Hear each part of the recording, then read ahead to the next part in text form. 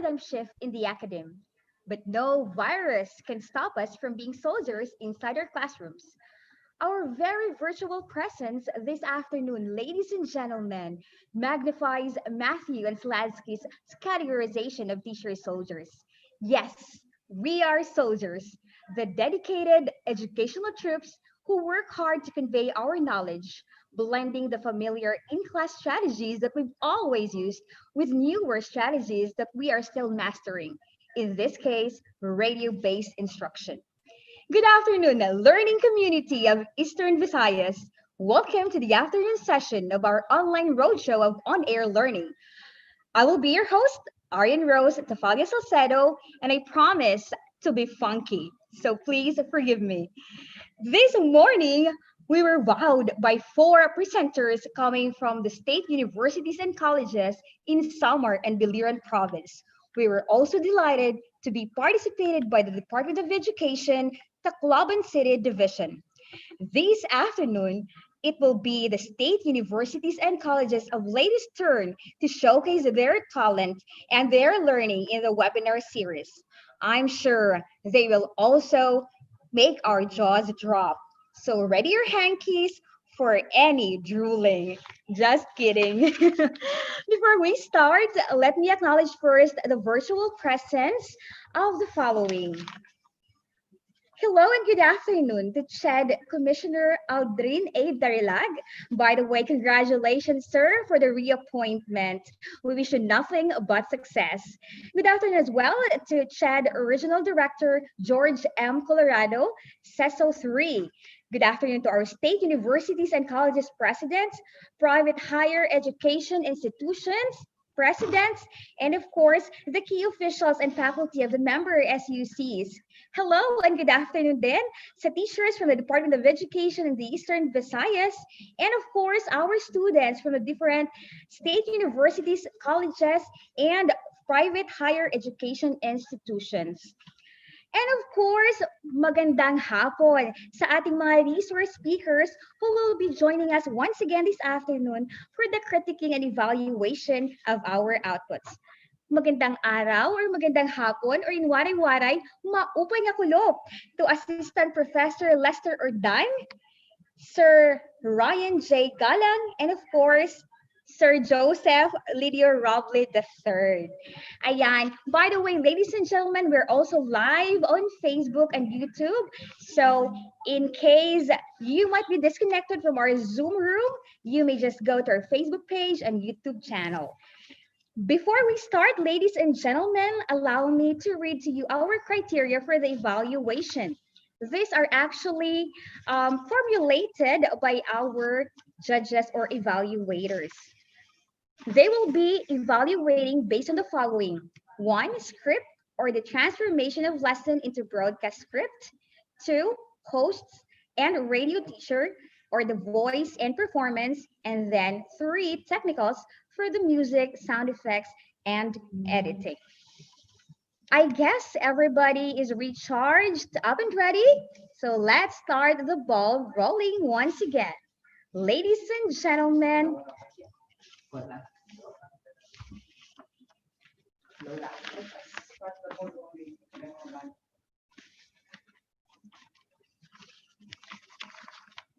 yan first presenter natin nga ni sir.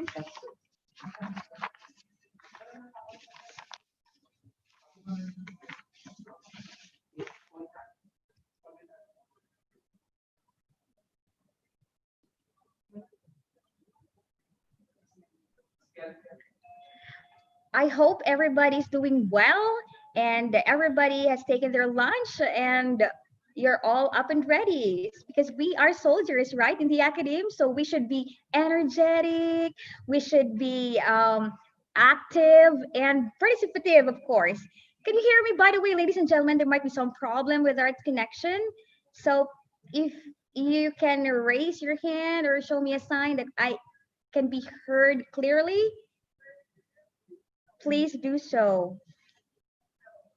There. Thank you very much from SLSU, Sir Francisco. Thank you, sir. All right, ladies and gentlemen, again, let's start the ball rolling. To start with, let's listen and watch to the presentation of the Eastern Visayas State University.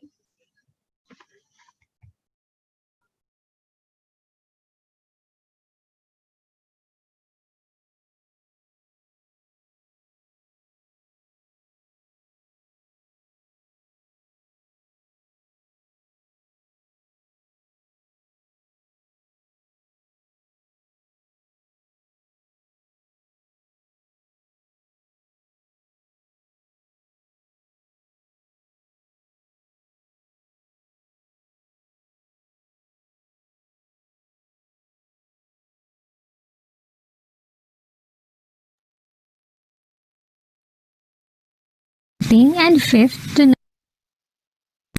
Hello everyone. Today we will talk about some basic concepts about accounting.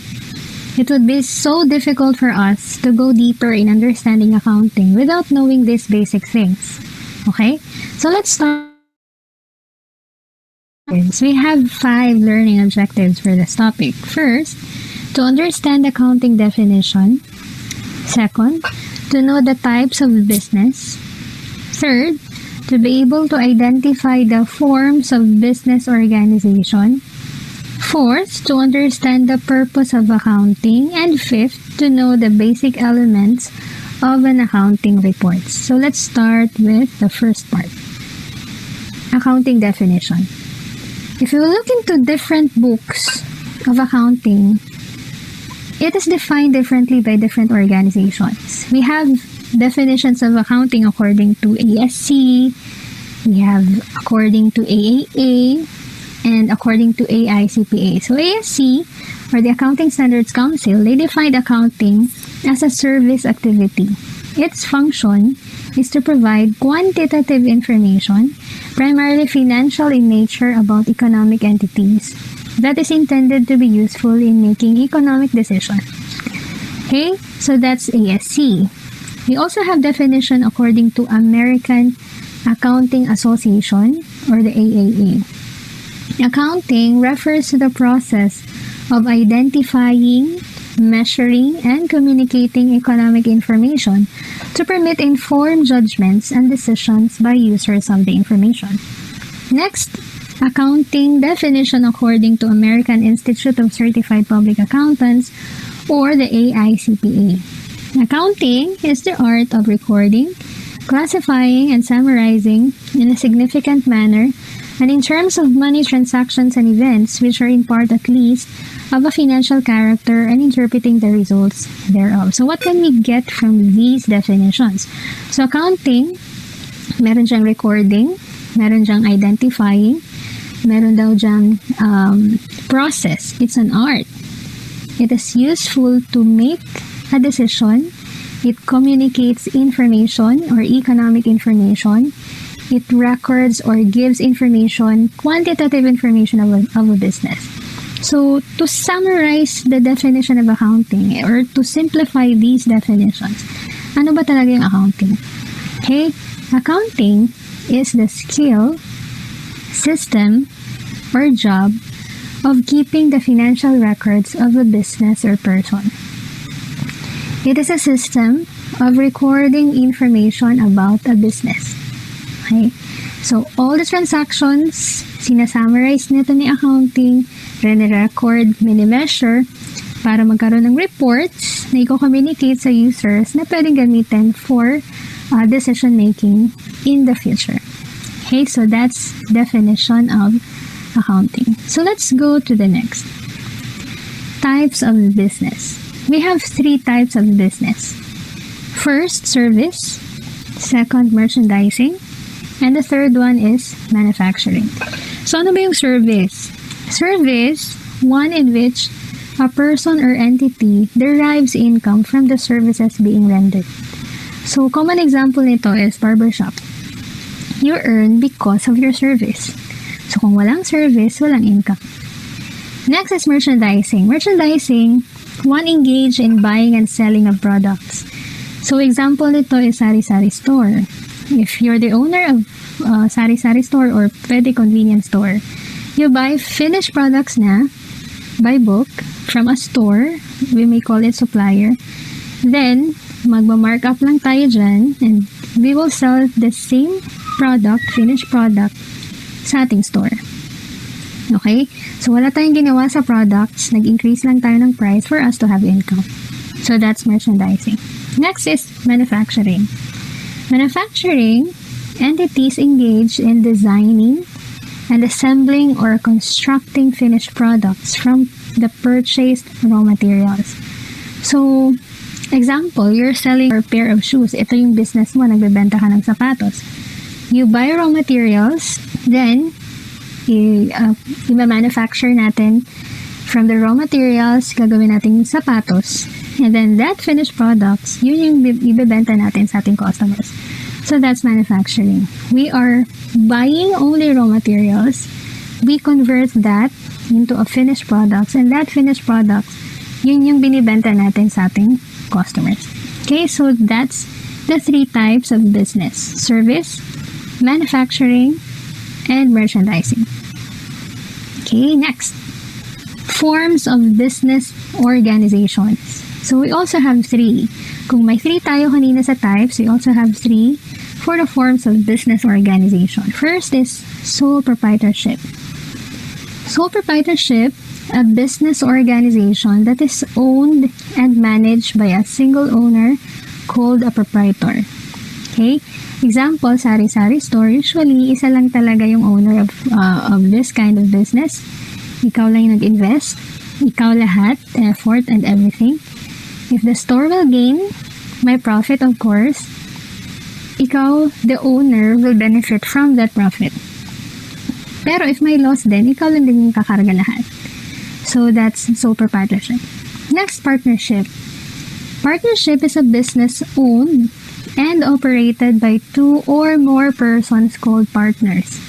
They invest money, property, or skills for the business use, and they have this common goal to generate profits and divide the same or the profits among the partners.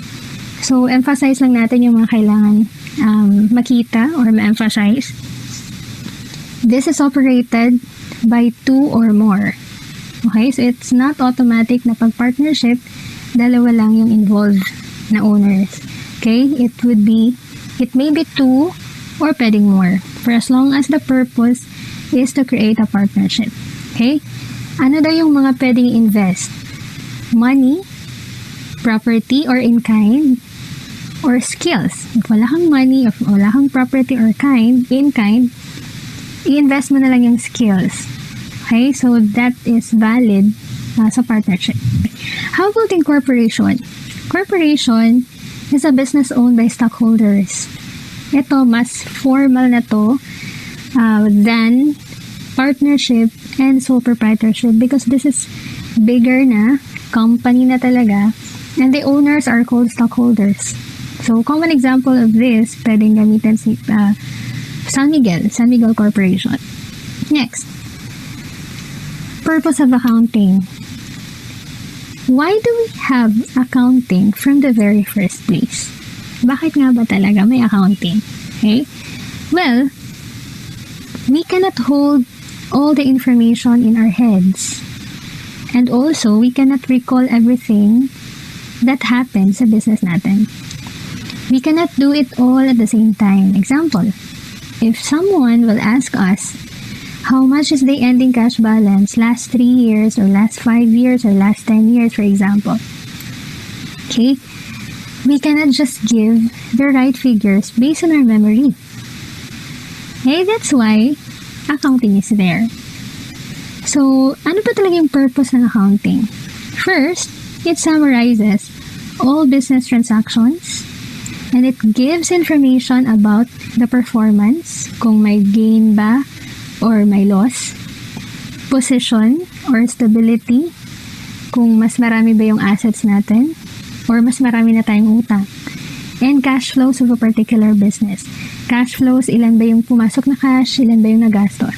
So again, it summarizes all business transactions and gives information about the performance, position or stability, and cash flows of a particular business. Next, It helps management in planning, control, and in making decisions. So, yung accounting nakakatulong for the owners to plan, to control, or make decisions para sa future ng business nila. For example, if the business is losing for 3 years or 5 years, ano ba yung next na gagawin ng business or ng owner rather para mas mapalago yung business. So, accounting is very much necessary for decision making. Next, it communicates information to the intended users. Okay? Accounting, nagsasummarize siya ng information, linalagay niya sa reports, and that reports, nako-communicate ngayon sa intended users. Okay? So, that is the purpose of accounting. Okay. So, next, actually, this is the last part of our topic. We talked about reports. We talked about sinasummarize ni accounting yung transactions and nagagawan siya ng report na communicate sa intended user. So, ano ba talagang elements? Anong nandyan sa reports? So, we have basic elements of accounting reports. First, assets. Okay? An asset is officially defined as a resource controlled by the enterprise as a result of past events and from which future economic benefits are expected to flow to the enterprise. Right? To put it in simple terms, asset is a possession of a business that will bring the business benefits in the future. It is anything that will add future value to your business. Okay? Second element is what we call liabilities. Liabilities is officially defined as a present obligation of the enterprise arising from the past events, the settlement of which is expected to result in an outflow from the enterprise of resources embodying economic benefits. So in other words, ito po ay utang ng business. Okay? Yung utang ng business, na in the future, magre-result siya ng outflow of the resources kasi magbabayad tayo. Okay? So, that's liabilities. And the last element of the accounting reports is what we call capital. Capital is officially defined as the residual interest in the assets of the enterprise after deducting all its liabilities. Okay? So, capital is the remainder if we will deduct liabilities from our total assets. Kasi yung total assets natin hindi allotted for the owners lahat. Okay? If we have total assets, part of which, kung maging cash lahat, ibabayad natin sa ating creditors or yung pinag-utangan natin, and the remainder, yun yung allotted for capital. Okay? So again, these are the three common elements. Basic elements rather. So that's it for our first topic, the basic accounting concepts. Again, review lang po tayo. We defined accounting. Okay. We also discussed the types of business. We have service, merchandising, manufacturing. We also discussed forms of business organizations, the sole proprietorship, mag-isa, partnership, 2 or more, corporation, mas malaki, mas formal, owned by stockholders. We also discussed the purpose of accounting. And lastly, we discussed the elements of accounting reports. Okay, so that's it everyone. Thank you and God bless.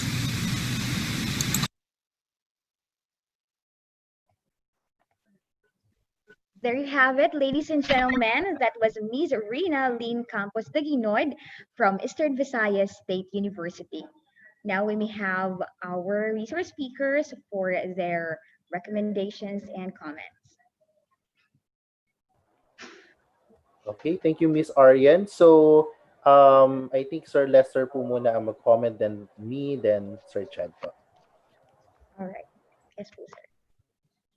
Sir Dan. Hello? Can you hear me? Yes, sir. Loud Yes, and sir. clear. Loud and clear. Okay, sige. So this is from Eastern Visayas State University, right? In terms of content, First, congratulations dun sa gumawa. I'm not so sure kung ilan ito. Is it a one-person team or parang team pa daw, no? Or collaboration of various faculty members.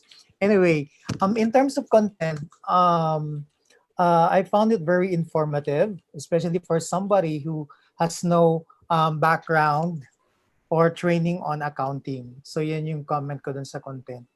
Very informative and at the same time, very comprehensive. So marami yung mga topics na na-discuss within the presentation. Okay, what else? In terms of objectives, yung flow ng objectives na follow naman, no? Or I mean the flow of the content, even the structure, the organization, so it was followed as reflected in the objectives. Kaya lang, I have few, isingit ko na dito, baka mamaya makalimutan ko. I have few suggestions po dun sa objectives, dun sa learning objectives. It says here, we want to understand, for example, at the end of the broadcast, you want the audience or the students to understand accounting definition in simple terms, know the types of business, and then identify the forms of business org, understand the purpose, and know the basic elements. Siguro, my suggestion is more on make it learner or listener oriented. Okay. For example, the word understand. We might find it hard to measure or to find out whether the students or the learners have actually understood them or not. So that's one, understand and know. Siguro, for me, yung number 3, that's a good example of a learning objective, specifically for the broadcast media. So identify the forms of business organization. So that's our objective. We want them to identify the forms of business organization. Now, if we are going to evaluate ourselves, whether they have already understood them or not, so at least makikita natin. So kung hindi sila maka-identify, so meaning we failed in that aspect or in that particular objective. So yun po yung comment ko or a suggestion how we can further improve the objective. Now for understand or know, for example, dun sa number 2, to know the types of business. So on the part of the students, siguro what we can do is perhaps we want them to enumerate or we want them to discuss the various types of business. Okay. And same thing with objective number 4 and 5 because of the word used such as understand and know. So yun, so it's more of making them more listener oriented. So that's for the objectives. What else? I think that can also be, the presentation can also be improved by looking into the transition, okay, transitioning from one topic to another. Perhaps we can add few words or konting chika or make it more conversational, okay, para mas what's this? Yung flow ba, mas magiging maayos, okay? What else? In terms of organization of topics, kanina na I have already mentioned na yung presentation of topics were done according to the objective set, which is actually good. Now, ang concern ko lang, if I am, for example, as somebody who is listening to it, yung first two, or yung first one, it's about accounting, and then the second topic focus more on the types of business and forms of business organization, and then the next 4 and 5 dealt with accounting ulit. So baka it's better po, I'm not sure lang kung ano yung mas magandang unahin. Perhaps we can start with the types and forms of business first, and then later it's more of organization lang naman. And then dun sa next, gawin natin yung number 3, we're going to start with the definition of accounting, and then followed by the purpose or purposes of accounting, and then the basic elements of accounting. Okay? Kasi parang naipalaman natin yung dalawang topics which are actually about business or business types or business organizations. Ayun. So in terms of content, yung pong yung aking comment. Okay. Thank you, Thank you, Sir sir. Lester. Regarding naman sa delivery, no, of course, medyo napansin natin that hindi talaga siya in a form of RBI kasi maraming naglalak na element, no? I think Chad will share to it. Walang music or sound effects, transitions, stingers, no? Wala siya nun. Basically, it's a recorded version of the script. Actually, the script is not in a radio script. No? Para Mhm. siyang nakasulat lang po. In terms of delivery, very very clear naman po at very audible yung voice ng ating teacher. Yun lang siguro I felt na nagkulang lang ng enthusiasm, no, or wala kasing engagement or audience participation. I guess mas maganda kung naka-indicate that radio teacher will ask some questions dun sa mga learners natin, sa mga estudyante niya na nakikinig sa radyo about their experiences. Maybe matouch ko ng konti sa content. Better to start your lesson about basic accounting concepts with a story or a scenario or a personal incident that na parang common lang na nangyayari sa atin, pero actually doon natin makikita yung importance of accounting. I also noticed that hindi nakapag-recap si ma'am kasi I think you have 5 objectives. For me, medyo madami na po siya in one lesson. Better kung hindi ganun nakalamp po lahat. And then every subtopic, you will do a recap of your lesson para at least nabanggit na si Sir Lester kasi lalo na puro definition and enumeration pa naman po yung inyong mga diniscuss kanina.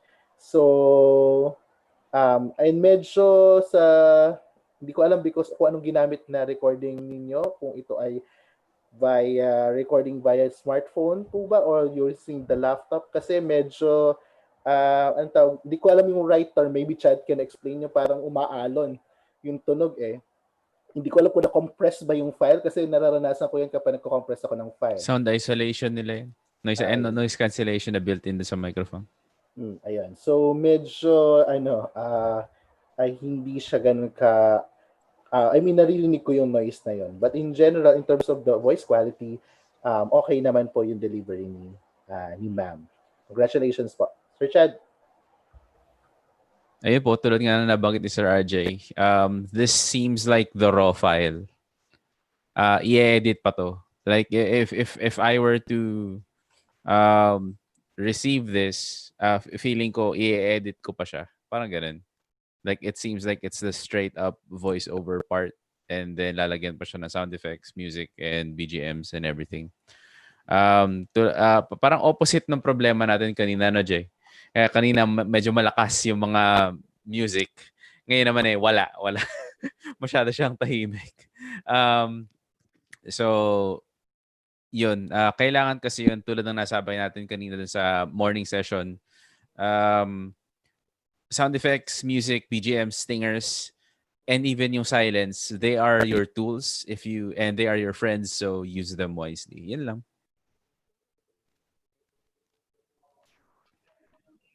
Thank you so much, dear evaluators, for those insightful comments. And thank you also to our first presenter this afternoon, Ms. Rina Lynn Campos de Ginogo from Eastern Visayas State University. Before we go to the next presenter, let me greet our participants from our Facebook, Sir Summer State University and Eastern Visayas State University Higher Education Institutions Consortium Facebook page.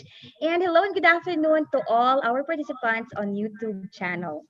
All right, now let's go to the next presenter from Leyte Normal University, expert on teacher education. Let's welcome Ms. Jillian May Villaflor.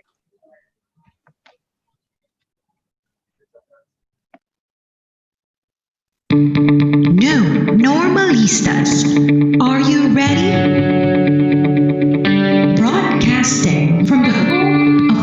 baristas of service with integrity and excellence. Leyte Normal University in Tacloban City. This is Radio LU. Radio LU. Good morning, English majors. Welcome back to Leyte Normal University.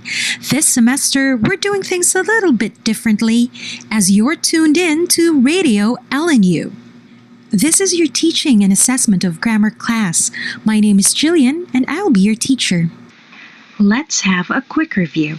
In second language acquisition, you have learned that being able to use grammar structures in communicative settings is an essential skill, along with listening, speaking, reading, and writing. You have also been introduced to the natural change that occurs within human grammar as the communicative situations proceed from simple to complex. Now, in the classroom discourse, learners may commit errors that occur naturally as part of their second language acquisition and towards their gradual attainment of L2 proficiency. According to Wedge, errors are part of language learning, just like any other form of human learning. Teachers correct students' errors in the classroom because they believe it is part of learning the target language. In fact, language teachers differ on the way they deal with students' errors while the learning process is taking place in a classroom.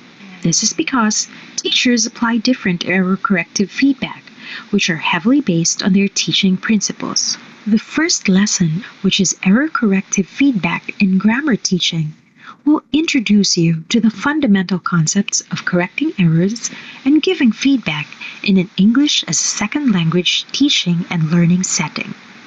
We'll also look closely at various strategies for correcting students' grammar in the classroom while considering the many teaching learning factors. On a professional level, it will prepare you, the future ESL teacher, in deciding which mechanism or feedback works to optimize the student's opportunity to learn and use the target language with communicative competence. I look forward to you applying these useful concepts in the 21st century English language teaching classroom. All right, English majors, before we proceed, let's take a stroll down memory lane, shall we? Do you remember when it first started? September, love was changing the minds tonight while chasing the clouds away. Remember the times when you, as an ESL student, received and experienced grammar error correction from your previous English teachers? How did you feel when that happened? If you have your pen and paper with you, you can write down your thoughts. When the teacher corrected your spoken language, how did you feel? When your classmates corrected your errors, how did you feel as well? And what do you think is the most useful correction strategy? And why do you think that way? As you remember these past experiences, you might also want to recall if the errors that you committed affected communication. And why do you think that you and your classmates commit the error? Is this a common error that you committed? Time to go back to the present. I'm sure with all the recalling and reflecting that you've done, with all these past experiences, you would agree with me that correcting grammar errors should be done in the most natural, communicative, and scaffolding process. In the classroom setting, the English teacher, being the most knowledgeable other, is responsible in guiding the students to process their errors without compromising other teaching learning factors like affective filter, motivation, attitude, and even self-image. The English teacher should be able to identify the error that a student makes and should quickly decide how to treat the errors. Considering the fact that error correction may facilitate L2 acquisition, it is imperative that we study it in this course. What then is an error? Ellis defines an error in language as a deviation from its norm due to a gap in knowledge. In L2 acquisition, students make errors in producing the target language because they don't know its correct form. This also happens when a student can hardly correct himself or herself because of the lack of knowledge in grammar. Burt and Kiparsky identified two types of students' grammar errors. These are local error and global error. Again, local error and global error. What's the diff, you ask? Local errors of students are small errors that do not hinder and do not affect the meaning of their utterance in communication. Global errors of students are serious errors that impede the meaning of the utterance in communication. Now, English majors, take note of what these experts have to say. Edge reminds us the importance of correcting errors and giving context-specific feedback. He believes that teachers should not correct every error, for this practice may promote long-term negative impact on students' language acquisition and learning. Burt and Kiparsky agree by saying that teachers cannot and should not correct all errors committed by their students. Besides, the frequent correction of oral errors disrupts the process of language learning and discourages shy students from communicating in the target language. The teachers should pay close attention to global errors of students, where corrective feedback may be applied to facilitate acquisition. Thus, correcting errors and giving feedback are crucial decisions for a teacher. Llewellyn states that correcting students' errors while they are using the language and conveying meaning to others is a potential learning experience. For Bartram and Walton, too much correction from the teacher can weaken students' confidence and motivation, can interrupt flow of conversation, and can make their learning of the language at stake. Now, English majors, if you have the time and resources, you may look up these experts online and also check other experts' researches regarding error correction. Feel free to share what you've learned. You may email me, or you may contact me on Facebook Messenger, or you may even send me a text message. Sharing is caring. Now, let's talk reasons.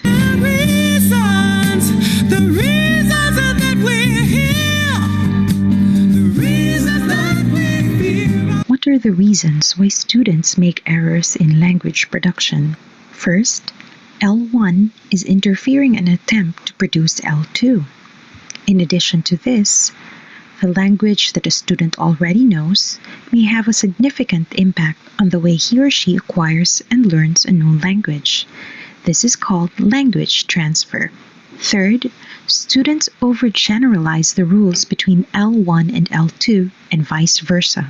Also, students make errors because they don't mind the language rules and patterns when communicating, especially in multimedia-mediated discourse, as in cell phones or computers. In support to Edge's claim on why students make errors, Alice posited that 1/3 of ESL errors are due to interference from the first language. This means that the L1, or the first language, is a main factor why errors occur, as it interferes when students use the target language. In language teaching, you have a role to closely monitor errors students make in the classroom. Ellis, Llewellyn, and Erlam, and Teddick and Guattari call the process of correcting students' errors as error corrective feedback in grammar teaching. Error corrective feedback happens when a teacher responds to erroneous students' utterances. They categorize the response as an indication that an error has been committed, provision of the correct target language form, and metalinguistic information about the nature of the error or any combination of these. This process is similarly termed as error correction mechanism. Chaudhry defines ECM as the teacher's way of reconstructing, disapproving, or raising consciousness on students' errors, especially in oral language productions. While the task on correcting errors is heavily placed on the teacher, he or she may use strategies that allow self and or peer correction among students. Using techniques that will allow the students to notice their own errors becomes significant on their part. In other words, error correction is a teacher student effort. Do you agree? English majors, I know what your next question will be. What then are the strategies in giving oral corrective feedback to students' errors? Diane TEDx study with Barbara de Gortari on research on error correction and implications for classroom teaching identified the types of error corrective feedback that work in the classroom. The work of Rod Ellis, Sean Lewivin, and Rosemary Earlham has explored on the implicit and explicit corrective feedback and the acquisition of L2 grammar. Now, from these studies, we identified 6 error correction feedback. These are explicit correction, metalinguistic feedback, recast, clarification request, elicitation, and repetition. Listen closely and observe the communication exchange between a student and a teacher in the following discussion. Note how the teacher addresses the error so that the student becomes aware of it. Situation 1. Carlo, speak waray. Ken, it is speaks, not speak. This is explicit correction. What's that again? This corrective feedback requires the teacher to be competent in the target language. In this technique, the teacher has to directly inform the student that he made a grammar error and has to immediately correct the said error. Situation 2. Carlo, speak waray. It should be speaks, Ken. Carlo is third person singular. Carlo speaks waray. Yes, Ken, correct. This particular feedback is called metalinguistic. What's that again? Using this technique, the teacher does not automatically correct the error of the student. However, she prompts questions which leads to an explanation as to why the language is considered an error. Situation 3. Carlo, speak waray. Yes, Carlos speaks Waray and Cebuano. This is called recast. Again, the teacher implicitly corrects the error of the student by modeling the correct grammar structure in a subtle manner. The process is also called restating or reformulation of the conversation. We have so far discussed 3 strategies: explicit correction, metalinguistic feedback, and recast. Come back tomorrow as we discuss the rest of the strategies. Wow, we covered a lot today. There's still more to learn about error corrective feedback in grammar teaching, so don't forget to stay tuned in the coming days. There might be a quiz as well, so watch for that. Take a break for now, and then don't forget to study, study, study. This has been your teacher, Jillian. Join me again next time here on Radio LNU.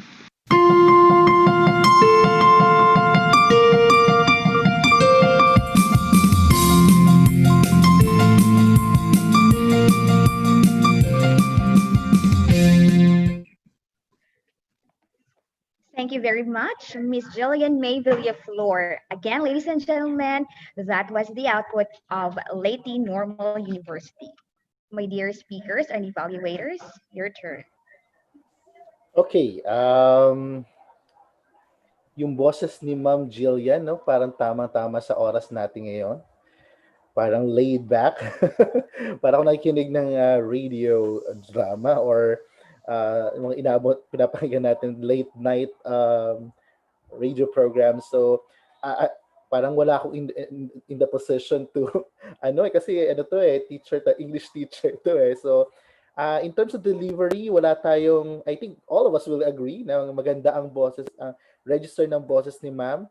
Very clear, very composed, very relaxed, no? And the manner how she delivered the script na of course may script siyang tayong guide, pero napansin niyo yung pagka-deliver niya very spontaneous. So I guess in terms of your delivery, Ma'am Jillian, it's a thumbs up. No? Maganda po yung delivery. May onting comment lang po siguro ako in terms of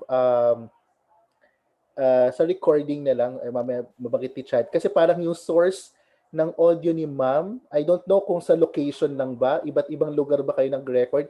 Kasi there are portions wherein very bright yung tunog niya, tapos after the next sentence, iba na um, yung tunog ng recording niya. So I don't know, Ma'am, if nirecord mo to ng hiwa-hiwalay. Kaya that's why when we do recording, better if we record it, Ma'am Jillian, ng isang pasada. I mean, kahit magkamali kayo, then sa editing na yon, bahala na po yung editor, but do it ng isang upuan para po yung pag naglilis halimbawa po ng mga noises or halimbawa ay background noise na kailangan itanggalin o i-cancel, isa lang po yung lalabas na tunog po ninyo. Kasi nagmukha po siyang na-record siya sa isang beses siyang ni-record isang araw or yung ibang part naman ay na-record ulit. And then, doon lang po sa line numbering, baka makalimutan ko lang, hindi po continuous yung ating line numbering, no?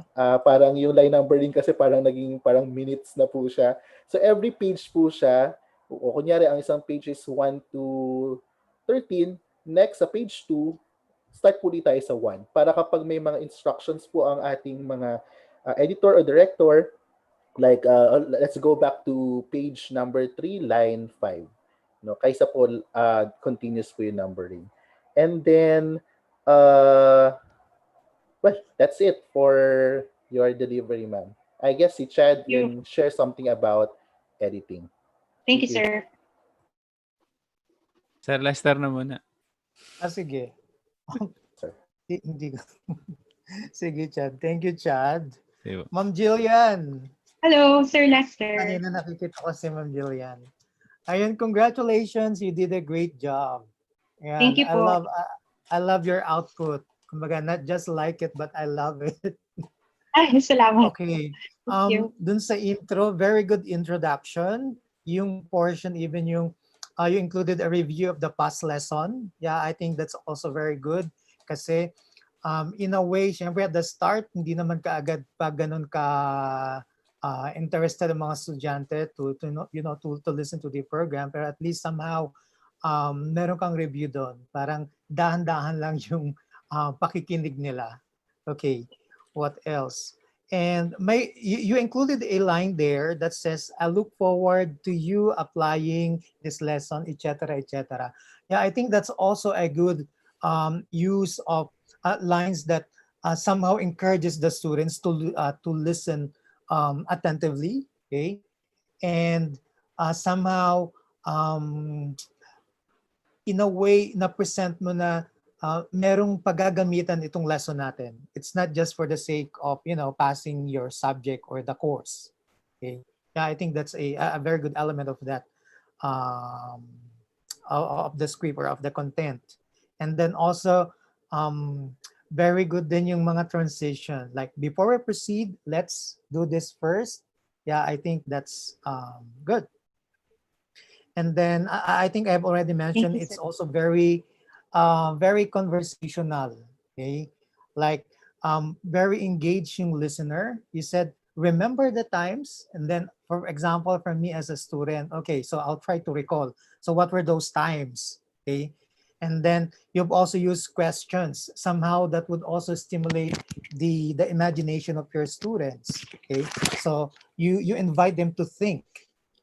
And an invitation to do something. I also love the part where you said, when you said if you have your pen or your paper with you. So parang, okay, so kasi diba, we've also mentioned, even dun sa lesson natin na radio is a companion medium. So pwedeng they're listening to your lesson or to your program, but they're also doing something else. So pero in this case, okay, so you want them to focus on listening on your to your lesson. Ayun. And I also appreciate the use of attribution. Okay, so you cited your source or the sources of your information. Yeah, overall, great job, Ma'am Jillian.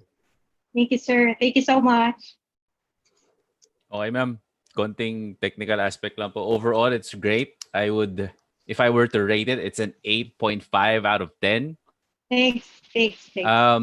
May tanong lang po ako. Inulan ba kayo nung recording nyo? Actually, the recording was done last night and I used Umulan. this. This is my mic. Oo. Yung gusto ko sana, sir, na mic is like yours, but I was not able to purchase it yet. So ito ay may sponsorship. Nilagyan ko lang ng cap headset ko. That's why it sounds weird like that. Okay po. Pero umulan ba, ma'am? A little, sometime mga alas 12, alauna, mga ganyan. Okay. Nadidinig po kasi siya. Ang tendency kasi nun, since rain has its own frequency, pagka po finlaten yung tunog nyo, naiiba talaga siya. Kaya yun yung sinasabi ni RJ na naririnig yung ano. And I could hear the rain in some parts. Benefit of noise cancellation headphones. Ang tawag dun, ayun po. Kung yung sa ganun kasi, halimbawa, walang rain yung start ng recording nyo and then it started raining sa kalagitnaan, pause the recording muna, wait for the rain to go away and stuff like that. Alam nyo yun, try to simulate yung kung ano environment dun sa simula ng recording. Tapos po, meron din tayo, for everyone's benefit, meron din tayong thing about using copyrighted music. Meron pong kasing statement usually na nagagamit na no copyright infringement intended. You know, like it doesn't really have any legal bearing. It just basically announces to the world that you are willfully committing copyright infringement. It's just that you're saying that you're sorry about it in advance. According to the U.S. Copyright Office, kasi po since it's a U.S. song that you used, we're gonna be using your U.S. copyright definition. U.S. Copyright Office defines copyright as the performance, publication, or reproduction. Defines copyright infringement as the performance, publication, reproduction, or distribution of copyrighted work. So unless you have express permission from the copyright holder, or they make it obvious that if it's for educational purposes, it's okay, then you're safe. So ano po, madali lang naman kasi lalo na sa mga ganito na parang more than 50 years old na yung mga kanta. Usually they're a little bit loose about it. So it's great if we do get it from them. Kasi I love the use of the music. Lalo na say you're gonna say the word and then the word's gonna be the transition point para sa susunod na part. I love the creativity in it. Pero I wouldn't want you to get into trouble if something like this gets published tapos baka may maghabol or whatever. So yun lang, ma'am. I just don't want to see you get in trouble. But I love the creativity. Again, 8.5 out of 10. It's like up there. Yay! Salamat po. Maraming salamat po sa inyo. Thank you to the panelists. And I'd like to say a special shout out to my languages and literature family who helped out in making the module. Thank you, LLU family, and to the people of LNU. Thank you din po. Salamat po. There you have it, ladies and gentlemen. Miss Jillian May Villaflor from Lady Normal University and comments from our evaluators. All right, so I think everybody's still up. Let's continue to our third presenter for this afternoon. Now let's have Southern Lady State University, who are experts in engineering. Please welcome Engineer Leilu B. Bacalla.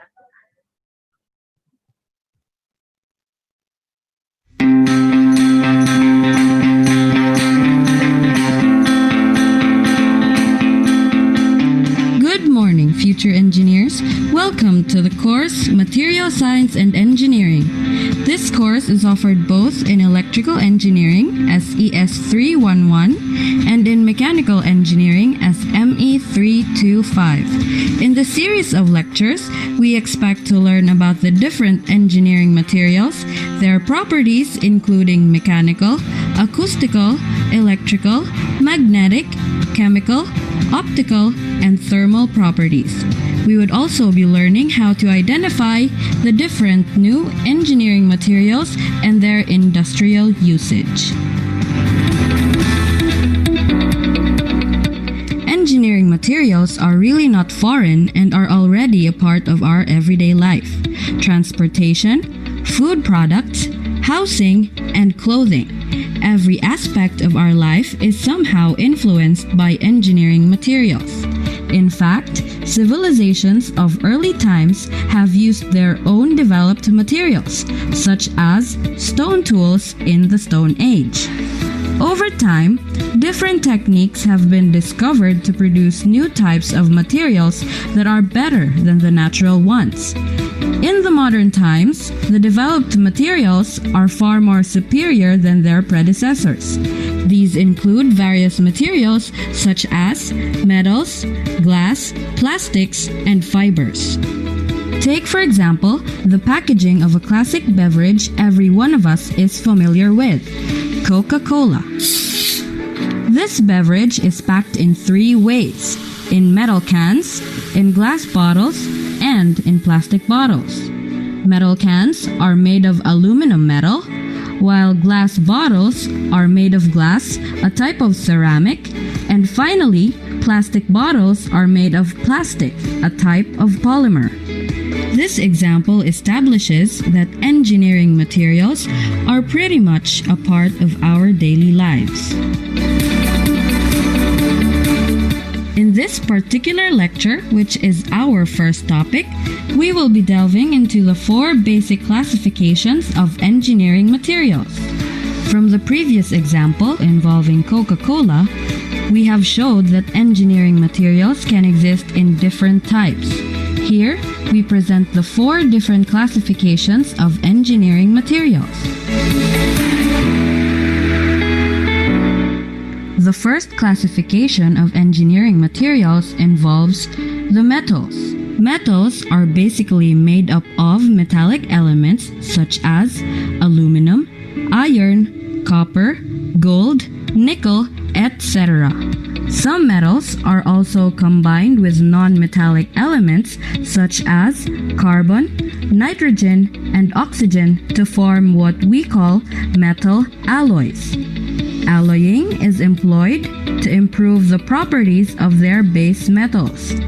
Metals and metal alloys are known to have superior electrical and thermal conductivities. They are also generally opaque, which means that light cannot pass through them.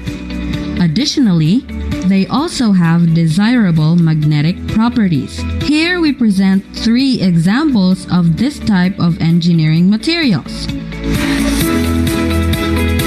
The first example is the steel bar. The steel bar, which is metallic iron infused with the non-metal carbon, is used in the construction of buildings and structures. The second example is aluminum. Aluminum is used in our household foils and vehicle parts. Aluminum is also the material used in the metal cans for the packaging of beverages. Finally, the third example is gold. Gold is used in jewelries, decoration, and computer parts.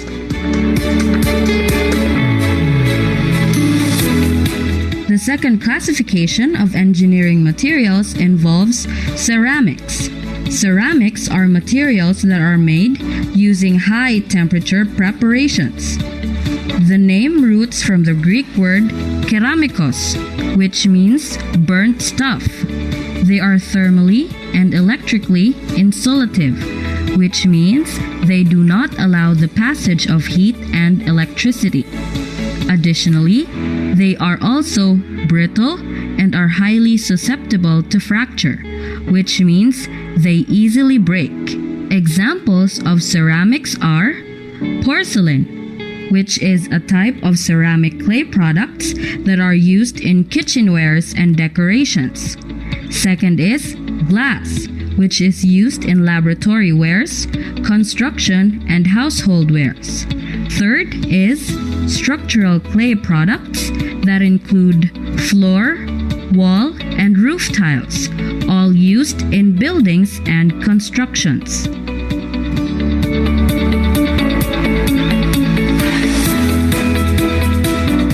The third type of engineering materials involves polymers. Polymers include plastic and rubbers that are widely used today.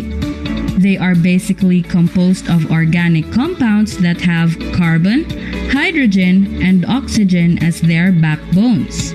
Polymers are composed of monomers that have polymerized to form their long structures. Polymers are extremely ductile and pliable, which makes them easily formed to different shapes. They are also relatively inert, which makes them resistant to degradation.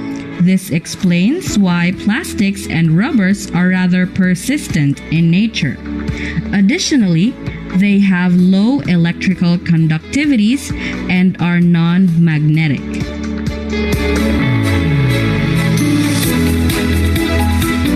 Examples of polymers are: first, plastic beverage bottles, formerly called polyethylene terephthalate, which are most common packaging for drinks, including carbonated beverages, water, and juices. Second is silicone rubber, which is used as kitchenwares in the form of baking sheets, molds, and other baking materials. Finally, PVC, or formerly called polyvinyl chloride, which is used in construction and plumbing.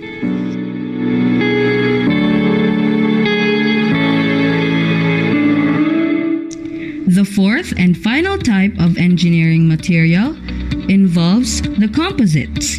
Composites are materials that are made in combination of the previously mentioned materials, which are polymers, metals, and ceramics. Composite materials have generally better properties than their individual components. Take, for example, first, reinforced concrete, which is made of both metal and ceramics. This is made of cement and steel bars. Reinforced concrete has better resistance to pulling and compressing compared to either concrete or steel bar alone. Second is fiberglass, which is made of glass fiber in polymeric material. Glass fibers are stiff and strong, but polymers are ductile. The resulting materials is a combination of all the mentioned properties, which are strong and stiff, but ductile. Lastly, composite wood. Composite wood is made of wood, plastic, and straw, which is less expensive and weather resistant compared to normal plywood.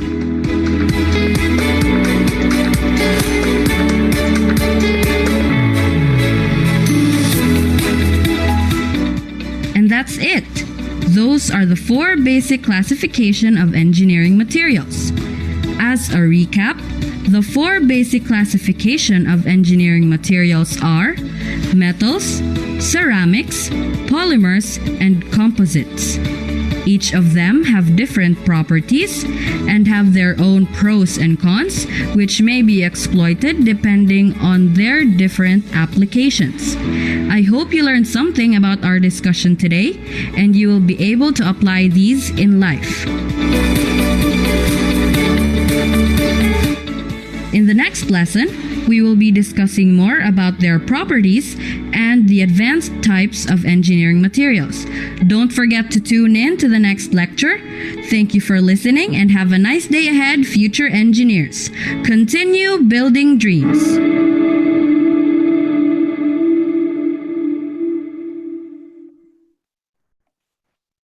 Thank you very much, Engineer Lady Lou B. Bacalia from Southern Lady State University. It's amazing how radio can be used, especially as well in engineering field. All right, my dear evaluators. Hi, magandang hapon. I thought that it was great. For me, isa sa mga pinaka-kompletong outputs. I heard great BGMs. The BGM shift, I think, or at least merong use ng variation of volume. So technically, I thought that it was okay. The mic was great. Overall level yung sound. And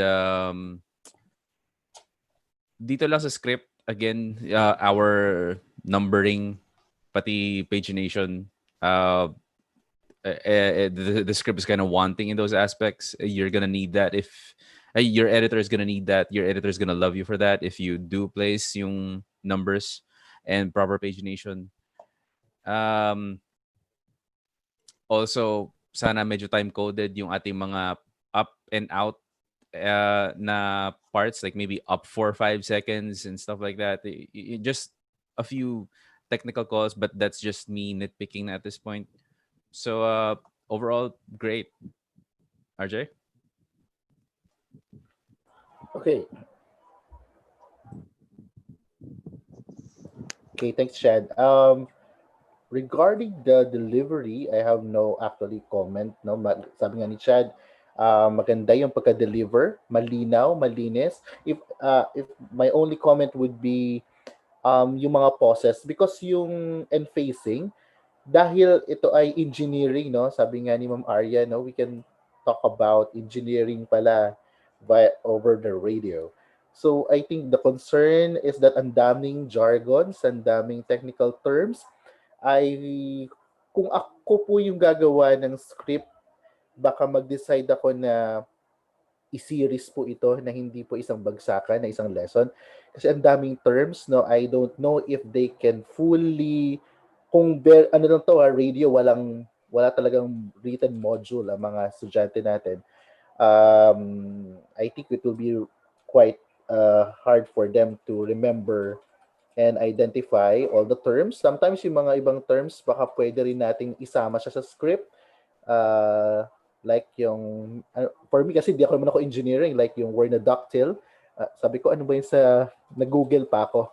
So, I don't know if, kaya nga maganda rin before we do our RBIs, dapat nag-ano rin tayo ng analysis, ng audience analysis o ating mga listeners o ating learners analysis, LNA, no, in terms of their knowledge, attitude, and preferences, no, baka mamaya we are assuming something that they know na ito, pero kailangan pa pala na binabanggit din natin sa ating radio lessons. If I will also suggest to our writer or the host, radio teacher, better siguro ma'am, I think doon sa mga unang part, nagbabanggit ang ating radio teachers ng mga example, no? Of course, nagbanggit siya ng brand ng beverage, but I will not do that kasi baka sponsor ang dating. I think lang mas maganda if we engage our audience or nag-elicit po tayo ng participation, maybe by asking our learners na kung uminom ba sila ng soft drinks this morning o sila ba umiinom ngayon, para at least meron pa rin interaction, kasi that's very important to catch their attention that they are part of the class, no? They are still part of the lesson. Yan nga lang, hindi face-to-face, but over the radio. So siguro po, yun lang yung aking mga pwedeng inputs para ma-improve. And nabanggit ni Sir Chad, I think in overall, maliban sa line numbering sa script and some minor concerns, overall maganda po yung radio lessons na ginawa po ng ating makasamaan from Southern Leyte State University. Dagdag ko lang din sa sinabi ni Sir RJ, siguro makakatulong din kasi you start talking about visual stuff, like in-example nyo na yung mga ilang types ng mga ganitong bagay. Siguro maganda kung mag-refer din tayo sa mga modules, like especially if they have modules na sa kanila sa bahay na if you turn to page 24, you're going to see a good example of what this looks like, or some certain formulae or something like that. Parang ganun.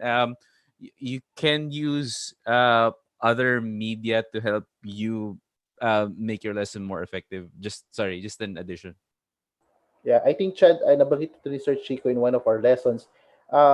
If you will ask us, yung RBI, so itong School on the Air, ay dapat nagko-complement siya sa isang module, no? Hindi siya stand alone. Though may mga ilan nag-advocate ito, pero it's too hard to do that, no? Especially in radio. So dapat meron pa ring module, or electronic module man yan, or printed modules sa ating mga estudyante. Especially for subjects like this na parang sobrang technical. Yeah, I agree. Sir Lester, ayan sa content, sir.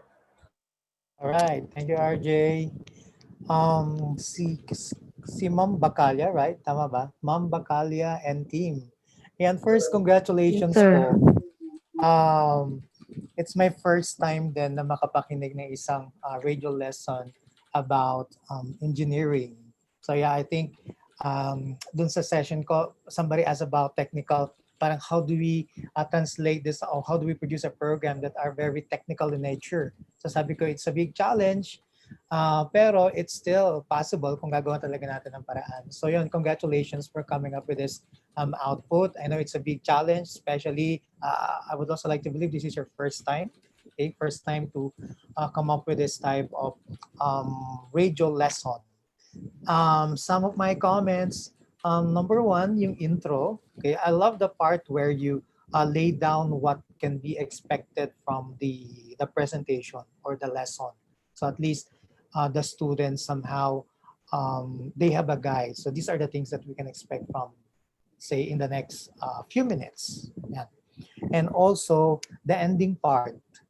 You said in our next lesson, so there is a something to look forward to. In a way, an invitation for the students that, hey, next time you listen again. Okay? Yeah, it's siguro ang pwede lang natin gawin doon, since you've mentioned the topic that you're going to discuss, topic or topics that you're going to discuss for the next lesson, baka pwedeng we can make it more exciting para, so that the students would also be excited or eager to listen to the program. Pwedeng some trivia or application that are related to your to the topic that you are or topics that you're going to discuss for the next lesson.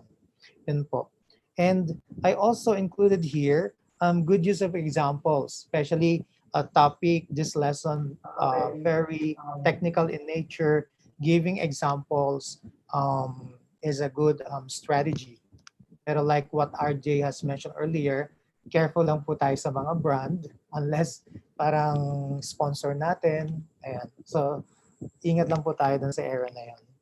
Now, I have here also a few suggestions how we can further improve the radio lesson. Number one po, when it comes to the objectives, so you've mentioned, nandito ba, no? Okay, so these are the things that you're going to discuss. Siguro it's also good to make the objectives more specific, like as pointed out dun po sa isang session kanina, I mean sa isang presentation kanina, let's make our objectives learner or listener oriented. Like what do we expect them to do? Okay. Usually kasi minsan what we do is yung teacher oriented yung ating objectives. Okay. So we want them to do like this, that, etc. Okay. What else? I believe you can still be more conversational, especially even in writing the script. You can ask questions, okay? Come up with questions that would also encourage your students to think, or questions that would stimulate their imagination as well, okay? So asking questions. And then, kung may background na yung mga students natin sa engineering, ma'am, first time ba nila itong maririnig or hindi naman? Somehow, may na-take na sila na courses related to this. So in a way, the terms that you have used are actually not new to them? Yes, sir. They have a background in their chemistry, a little bit of chemistry, and their chemistry laboratory. I see. Ayan. So in that case, I assume once they hear some of the words, so parang they will be able to get the meaning of it na. Okay? Pero for example, for somebody who is not, who don't have any, well, may chemistry background ako pero nakalimutan ko na, okay? Pwedeng maging challenge po yun sa kanila. Okay? So if that's the case, for example, you're going to introduce technical terms or concept to students, and then you use them in your script or in the presentation, better to explain them, okay? Siguro more or thoroughly para mas magigets po nila. Pero yung kanina naisip ko, parang assumption nyo is that alam naman nila ito. Parang it's not new to them. So I think if that's the case, okay lang yun. Pero in cases where it's their first time, yeah, I think it's better to explain them or expound on them, on the terms.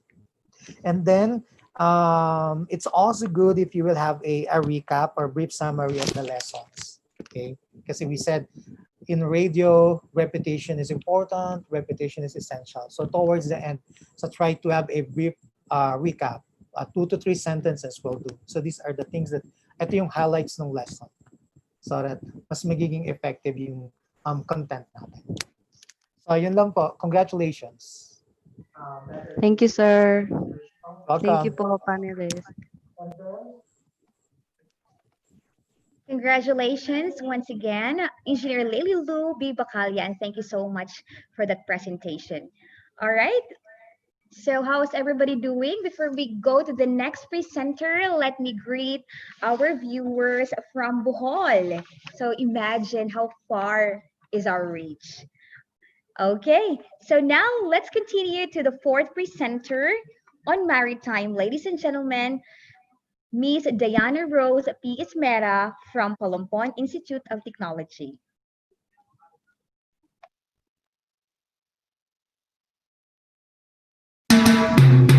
Radyo Kausbawan 103.1 MHz. Nagpaminaw kamo sa Radyo Kausbawan 103.1 MHz. Gikan sa Palompon Institute of Technology, Palompon, Leyte. Radyo Kausbawan usa ka Nutri-Eskwela Community Radio usa ka espesyal nga proyekto gikan sa National Nutrition Council sa Department of Health. Alang sa insakto, labas ug subay sa impormasyon sa nutrisyon ug panglawas. Radyo Kausbawan 103.1 MHz. Ato ni Ipinakikilala ang kampyon ng 10 Commandments, si Mang Moy. Commandment number 1. Kumain ng iba't ibang pagkain. Iba't ibang pagkain? Yes, mga pagkain nagbibigay ng iba't ibang sustansyang kailangan natin. Halimbawa, sa protina may itlog, isda at butong gulay. Sa carbohydrates, kanin, mais o tinapay. Vitamin at mineral, gulay at prutas. Kung halo-halo. Ibang commandment na yan, Elmer. Sundin ang 10 Commandments para sa sigla at lakas ng buhay. Paalala ng National Nutrition Council ng DOH. Radyo Kausbawan 103.1 MHz. Nagpaminaw kamo sa Radyo Kausbawan 103.1 MHz. Gikan sa Palompon Institute of Technology, Palompon, Leyte. Radyo Kausbawan usa ka Nutri-Eskwela Community Radio. Usa ka espesyal nga proyekto gikan sa National Nutrition Council sa Department of Health. Alang sa insakto, labas ug subay sa impormasyon sa nutrisyon ug panglawas. Radyo Kausbawan 103.1 MHz. Ato ni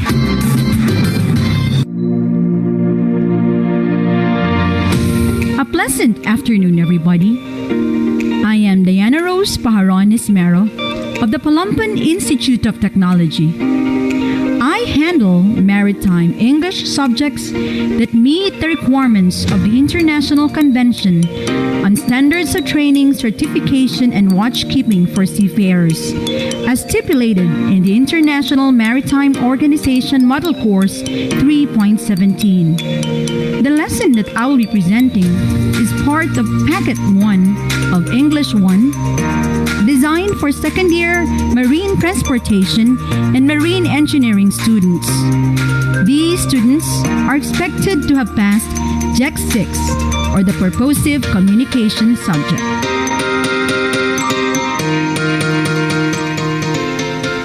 Hi! Good day, everyone! Welcome to your first day in your Maritime English class. Our first lesson is tagged, Welcome on Board. By historical event, the English language has become the language of the sea. A great majority of people working aboard ships are non-native speakers of English. Since most Filipino seafarers are employed on board vessels with mixed nationality crew, it is necessary for them to have basic communication skills in English to relate effectively with seafarers. Welcome on board! So, may I ask, my dear students, what exactly are your expectations on your first day on board?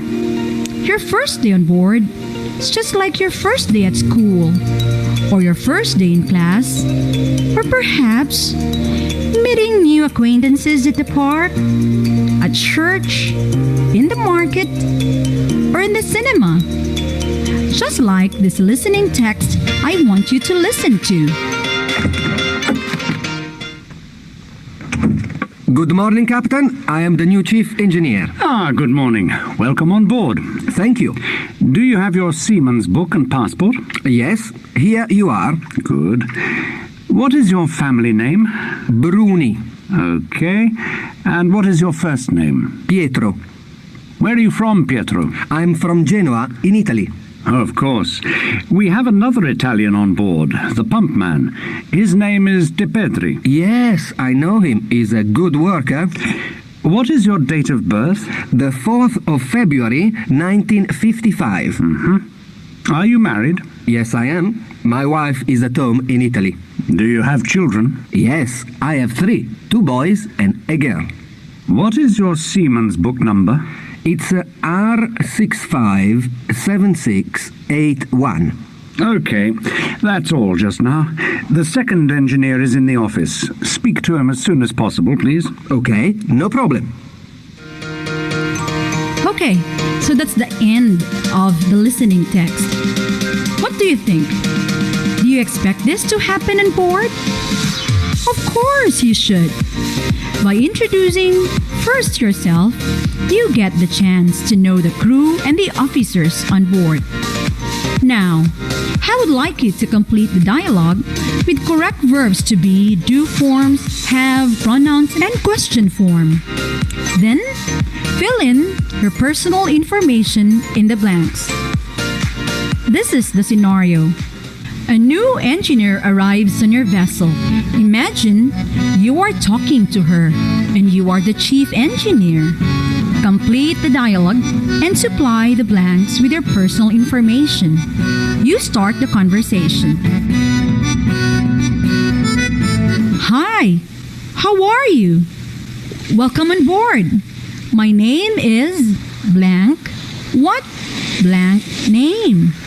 Engineer answers. Hi, blank Jane Lewis. Pleased to meet you. Then you continue. Where blank you blank? Engineer replied. Blank Australia. What about you? I'm from blank. Engineer answered. Right. Good to meet you. Blank job? Then you continue. I'm blank. What blank you blank? The engineer continued. Oh, I am an engineer. This is my first vessel. I see. So, how blank are you? Jane? The engineer answered. Blank 21. Really? I'm blank married? The engineer continued. Yes, I am. And I blank a young son at home. How about you? Are you blank? Then you answered. Blank. I blank. Okay. Let me show you where everything is. Come this way. You see, when you are able to introduce yourself, you are also allowing others to feel free to get to know you even more, thus establishing a good and strong rapport among your colleagues on board. It is just like showing respect and demonstrating camaraderie. So then, you're all geared up to start your magical adventure on board. In the dialogue, you must have noticed the rise and fall in your intonation. The common intonation patterns in English are the rising intonation and rising falling intonation. The rising intonation pattern is used in 3 common scenarios. Number 1, yes or no question in statement form. Example, he's the master? Number 2 could be yes or no questioning in question form. Is the ship on the dock? Or number 3, initial grammatical unit like a phrase or a clause. When 2 vessels are crossing, a collision risk exists. So what do you think? Have you ever encountered having said similar questions before? Now, we will learn more about intonation patterns, specifically the rising-falling intonation. The rising-falling intonation is used in a declarative statement, in a command, or in statements beginning with a question word to form a question.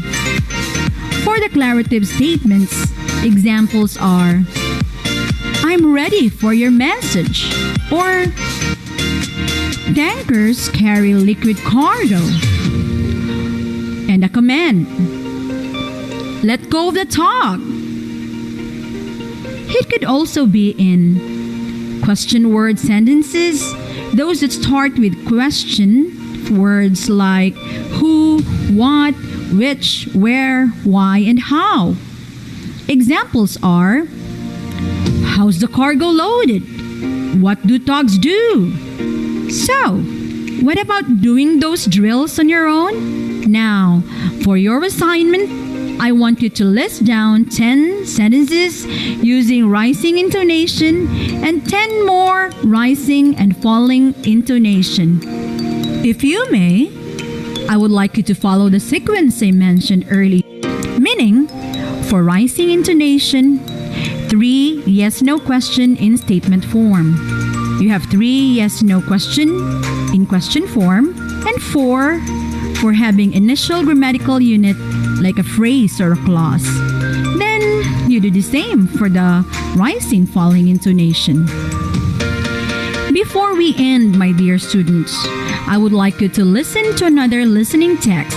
Are you familiar of the International Maritime Alphabet Codes? As you listen, I want you to list down the nationalities of the crew. Then using the International Maritime Alphabet Codes, which you can do further research, transcribe the nationality of the crew list based from the information you heard in the listening text.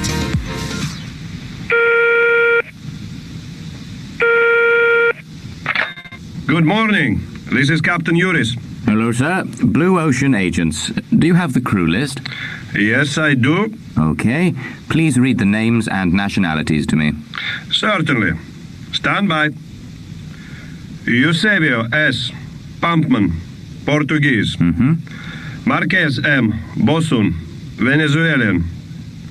Moller C. Motorman, Swedish. Repeat the second name, please. Marquez, Mike, Alpha, Romeo, Quebec, Uniform, Echo, Zulu. Thank you. That's all. Goodbye. So there it goes.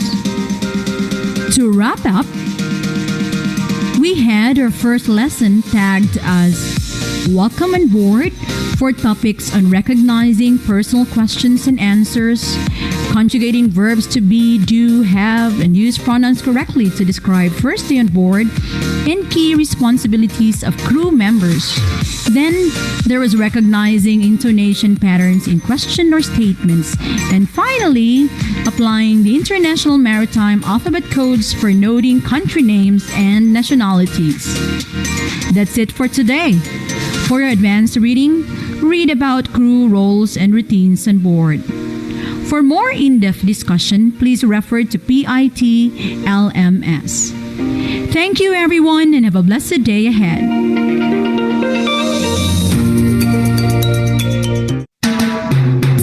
Radyo Kausbawan 103.1 MHz. Nagpaminaw kamo sa Radyo Kausbawan 103.1 MHz. Gikan sa Palumpon Institute of Technology, Palumpon, Leyte. Radyo Kausbawan usa ka Nutri-Eskwela Community Radio usa ka espesyal nga proyekto gikan sa National Nutrition Council sa Department of Health.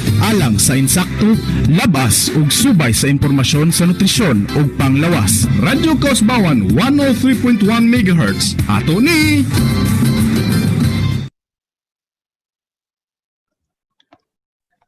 Thank you so much. From Palumpon Institute of Technology, Miss Diana Rose P. Esmero. Ma'am, your presentation makes me want to enroll in your maritime program. I hope I qualify. All right, my dear evaluators, your turn, please. Yeah, so I think I'll start. Tama ba, RJ? Yes, sir. Okay. Sige. Si Ma'am Dayan, congratulations po. I love the energy, the enthusiasm, the excitement. Okay? Parang I Thank saw you. your excitement. Okay? Quote unquote, I saw your excitement while listening to your presentation. And in terms of introduction, for me it's clear. Even the expectations, um, you were able to set the expectations from the student, and also it's very conversational. So that's like what Ma'am Arian has mentioned earlier. Okay, so she was encouraged to enroll in your program. So you, as if you were just talking to your students. Okay, so the element of questions is there, as well as the element of interaction. Okay, so I love the part where you ask your students to list down, okay, or you gave them assignments. Okay, so I think this can help us make our script or even the content, okay, more effective, and also good ending. And for my suggestions, number one, I think in terms of objective, while clear yung expectations, we can make the objectives more specific. Like, what exactly do we want the student to achieve, okay, or learn, okay, from the presentation? What do you want them to do? Discuss something, recite something, etc. Okay, and then this one, secondly, the script format like numbering, instructions for music and sound effects. Well, this is actually minor lang naman. Pero overall, it was good.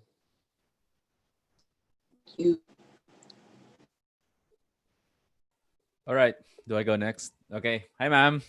Magandang hapon. Hi. Okay. Overall, just gonna get the rating out there. This is another 8.5. It's great that you used background music. Maganda yung intro. It really creates an identity for your broadcast. Few comments. The background music tends to be a bit too loud in some points. So maybe that is something that we could correct. It's a common problem naman po. Okay lang yan. Tapos, your, although sa side na ito ng editor, your voice, your audio gets cut bigla. There are some abrupt cuts in your dialogue. It's not your fault. It's not during the recording. It's during the editing. Tapos the topics sort of feel random. I know they're not random because I could see the script that there's a clear structure, but they sort of feel random. The reason being there isn't a clear definition between the topics. Like maybe have the music come up a little bit longer or change the music entirely as you transition from one topic to another. Maybe that is something that you could do. That will be up to your creative instinct na. Pero overall, yeah, that was great. Thank you. On my end, ma'am, I think I have no pwedeng i-comment na in terms of delivery, very clear. Madaling maunawaan, madaling maintindihan. That's very important, especially kung tayo nasa radyo, dahil boses nga ang puhunan pag radyo. Yati man ako. So, panalagi, tuhaya na line ni ayan po. Hindi ko po alam yung sinasabi ni Ma'am Paulina. Anyway, back to Ma'am Diana, nakikita ko siya sa screen. Yun nga ma'am, I think you have a good command of the language. That's very important kasi yung tinuturo niyo ma'am ay English na po, Maritime English. I think makakasabay naman po yung ating mga future seafarers. Maliban lang po siguro, more on the content, hindi ko lang alam po kung bagay doon sa assessment portion nyo yung ano, I think page 2 ba, 3 yun, yung sa dialogue that they will fill in some words. Yung parang merong dialogue na blank, blank, and blank. So parang ang narinig na lang on that portion is yung maraming blanco. Pag tinagalog mo sa Orphan in Filipino, ginagawa rin yan parang punan mo yung ng salita yung patlang o sa patlang. Kaya lang kapag sa English, parang hindi siya masyado, for me, I don't know kung mag-agree si sir, hindi ko siya magandang pakinggan na parang magkakasunod na purong blank yung naririnig ng ating mga learners. So maybe we can find other ways in a form of na assessment natin na hindi po ganun yung maganda yun kapag may printed copy ang ating learners, pero kung over the radio na wala pa tayong visual, no, I think hindi siya sakto for a radio broadcast instruction. So in general, ma'am, sabi nga ni Sir Chad, it's a thumbs up po and congratulations po. Thank you. Hey, congratulations, Palumpon Institute of Technology. Now, let's go to the second to the last presenter this afternoon from Visayas State University for Social Science, specifically the Contemporary World. Ladies and gentlemen, let us welcome Professor Jude Noni Sales.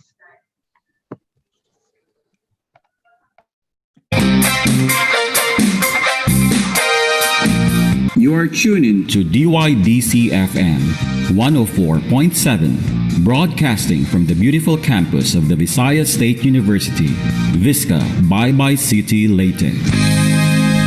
VSU Radio, DYDC.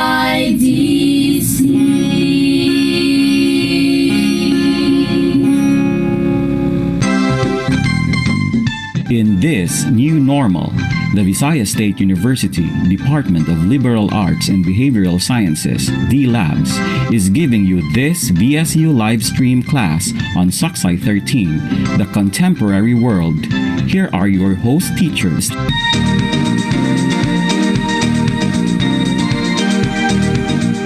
Hello to our listeners and viewers, especially to our VSU students who are currently enrolled in Saksay 13, The Contemporary World. I am Noreen, and with me is Angeli.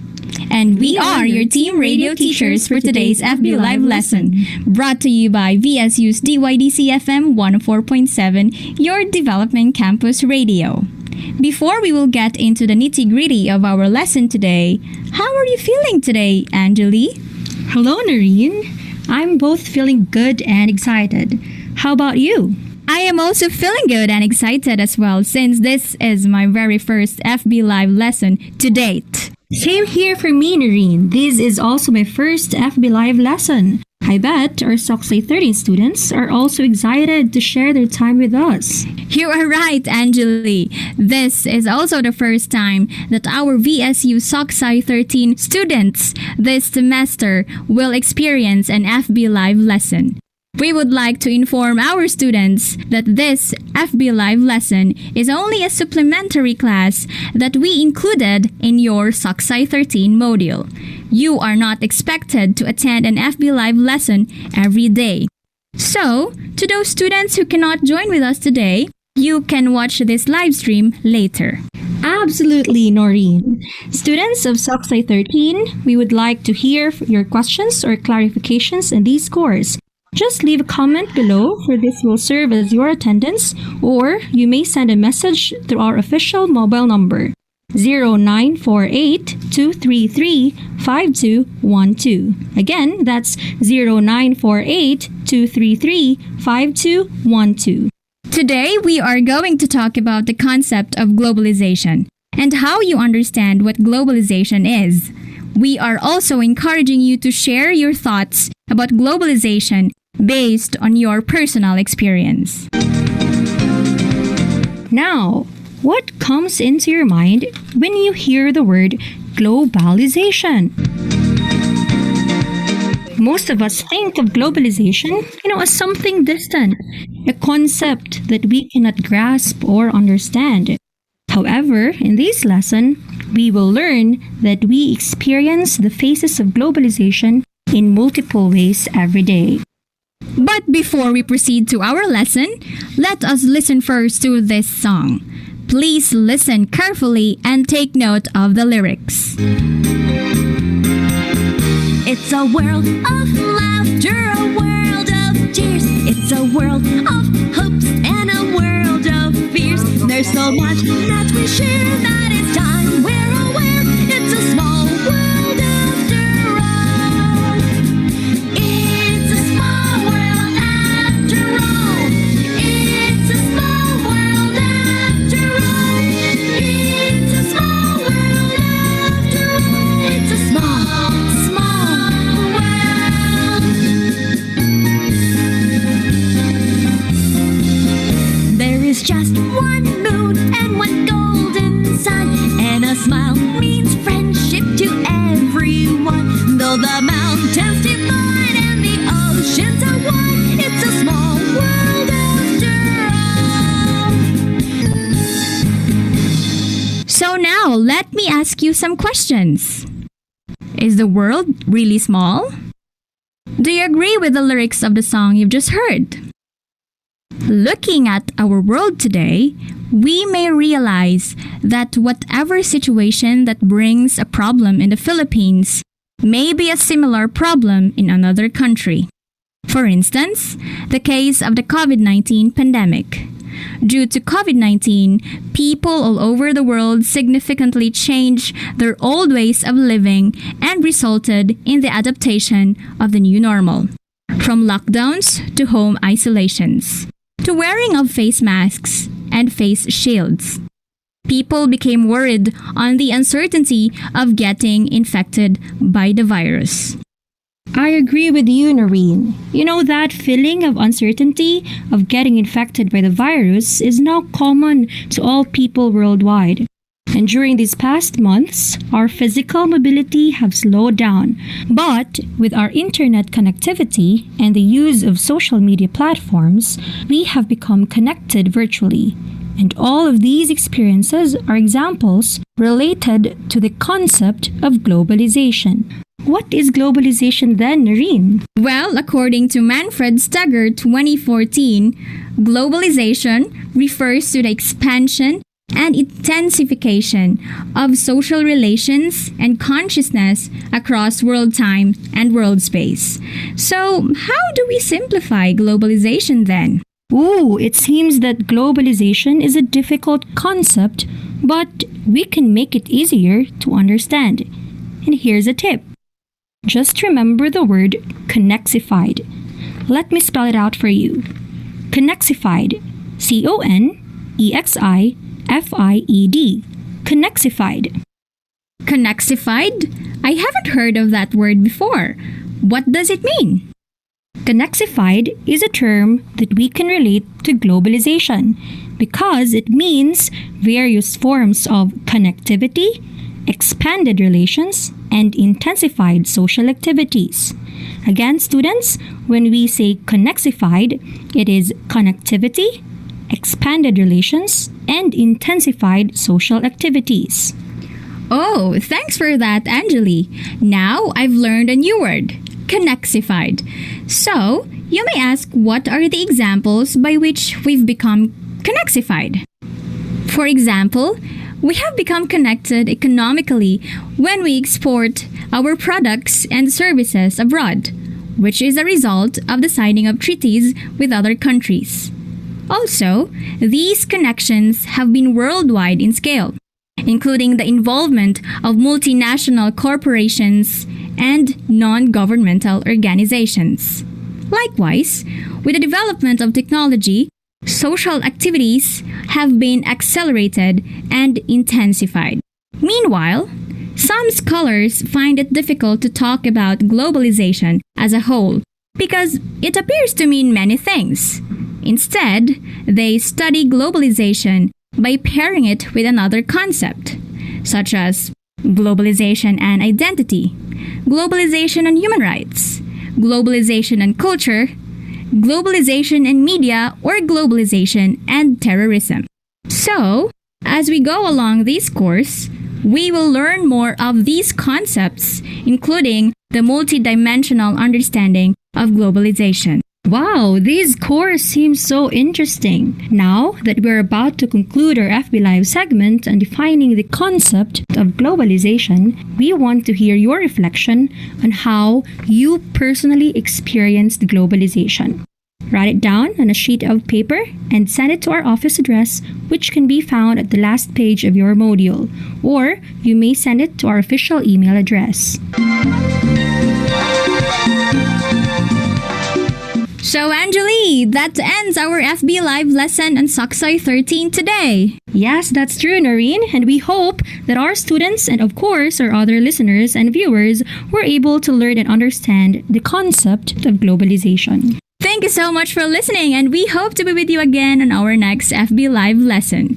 But before we say goodbye, we would like to greet our University President, Dr. Edgardo E. Tulin, the VP for Academic Affairs, Dr. Beatriz S. Bolaños, the Dean of the College of Arts and Sciences, Dr. Candelario Calibo, and our very own Head of the Department of Liberal Arts and Behavioral Sciences, Dr. Jet C. Quebec. Thank you all for listening. I am INV Noreen A. Miaga. And I am Angeli Henotiva saying, Stay in, stay home, stay safe, and stay healthy. That was your VSU live stream class on Saksay 13, The Contemporary World. See you again with your host teachers in the next class.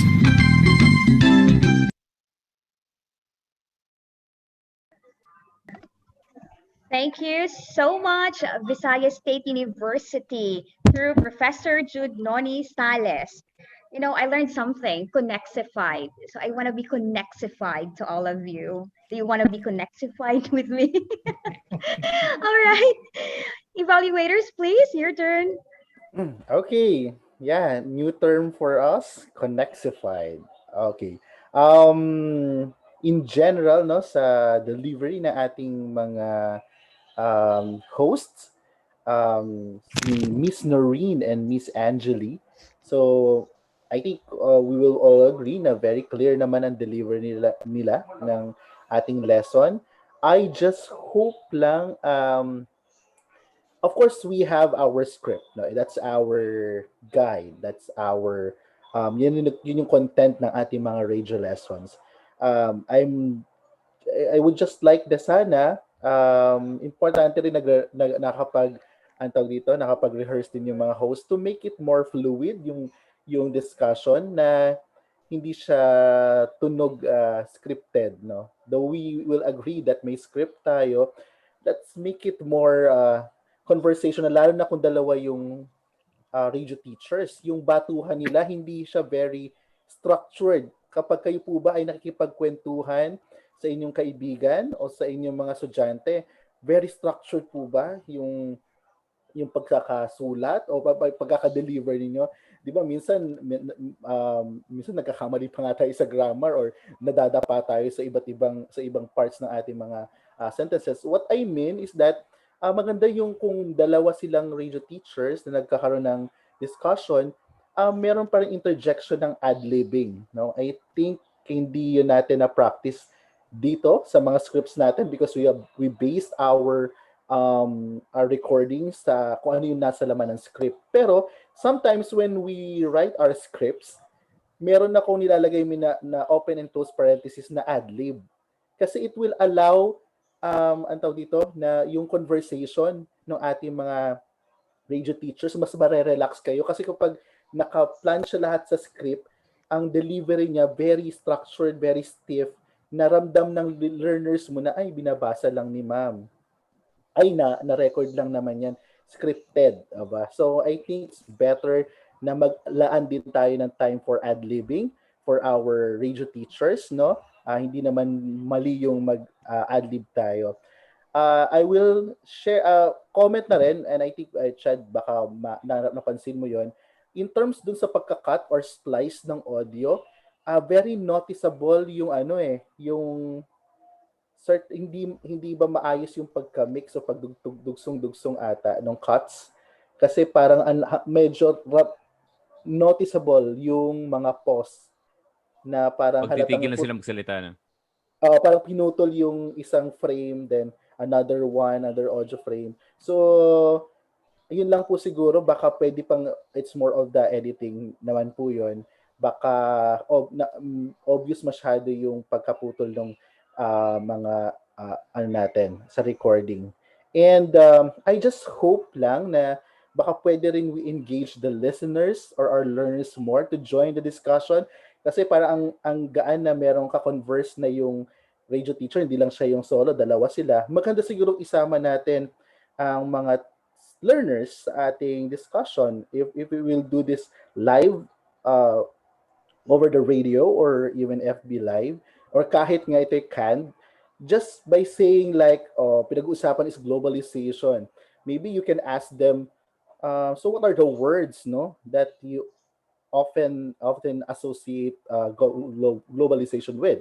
Ano yung mga words na tingin nyo ay kaugnay ng globalisasyon? So, pwedeng ganon. At least, may portion doon sa inyong discussion um, that requires or ask participation or engagement to your learners. Yun lamang po. And si Sir Lester will add more for sure sa content. Thank you, RJ. Ma'am Noreen and Ma'am Angeli, congratulations.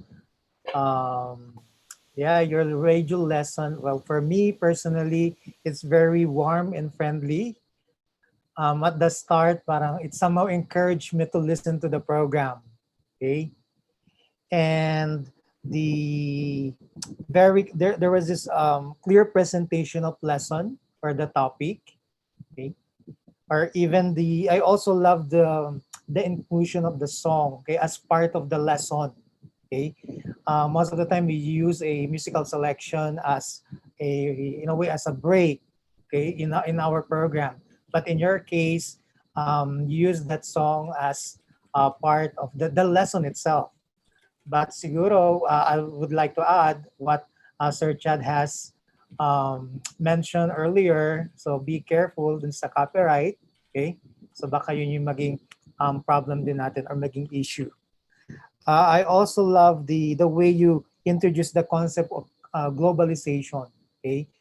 You have that song, and then after you began to introduce the concept itself. Okay? And then you also introduce us, this is also my first time to hear this word, connexified. Okay? Yeah, it's good. I think most of the listeners, the participants of this training would remember that, right? Okay. My suggestion is perhaps it's better if we include or mention the one who coined the term. So kung sino man po yung nag-coin itong term na to, it's a good na ma-acknowledge din po natin. Ayun. So yun lang po. Thank you. Okay. In terms of yung technical, aside from yung issue with yung abrupt cuts na nabanggit ni RJ, parang wala rin namang gano'ng kalaking issue. Your audio leveling and your balancing was okay. It was great. Hello po dun sa naglalakad dun sa likod. I think yung issue na yun with the abrupt cuts is with the harshness of your noise cancellation. So you might want to check that. Try to adjust some levers here and there. Tapos pakinggan nyo rin yung outputs. Pakinggan nyo rin yung outputs nyo as you're cutting it. Kasi minsan nagre-relax tayo habang nag-edit. Nagiging repetitive na siya. Hindi natin nare-realize na, uy, meron pala tayong isang track na hindi nagagalaw. O kaya meron pala tayong mga tracks na hindi nalilinis, hindi natin na-normalize. So yung mga effects na nakapahid dun sa vocal track, hindi mo napapahid dun sa ibang mga vocal tracks na ginagamit mo, so on and so forth. So importante pakinggan natin yung in-edit natin as we're editing it para meron tayong regular na pag-check. But yeah, just some other than those reminders, okay naman. Congrats, guys. Ano lang po kami dun sa Sige, ma'am. technicality kasi Okay, ma'am. in our audio file, okay po yung pagkakarinig namin, but when we played it here, parang nag-change yung quality or yung sound. But Okay, in it our might be zoomed then. original file, it's actually very clean. Alright, sige po. It might be Zoom. Thank you po sa feedback niyo po. Okay po. Congrats, ma'am.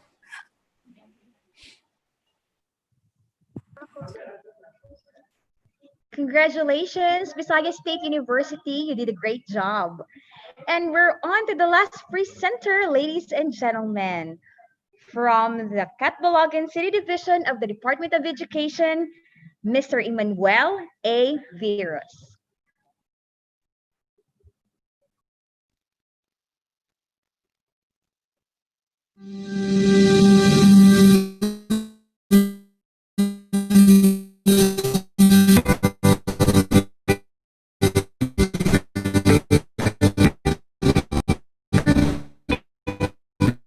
May lag tayo konti.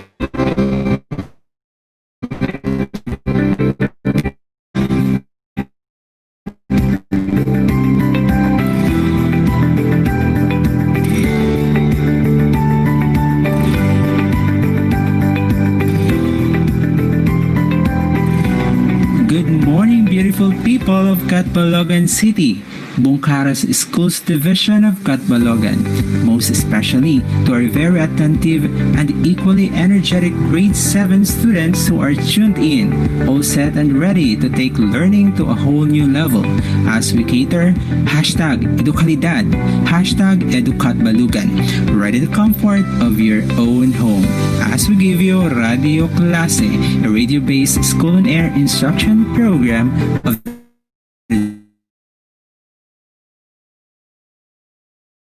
Department of Education.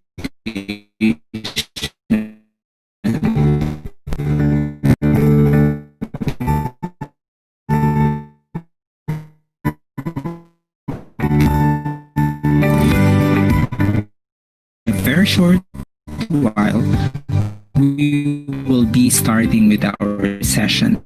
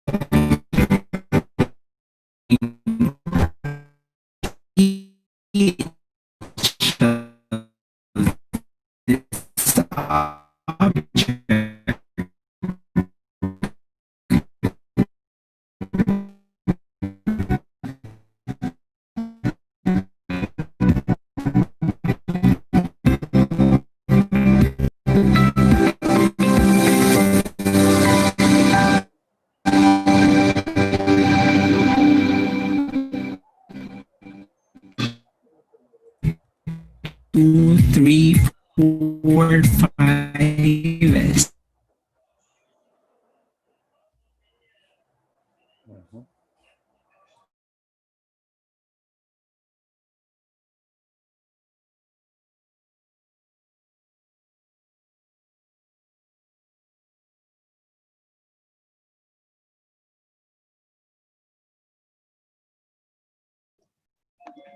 Apologies, ladies and gentlemen, for the temporary disconnection. We're having a technical problem here, but we will surely get back once the connection of our host is back.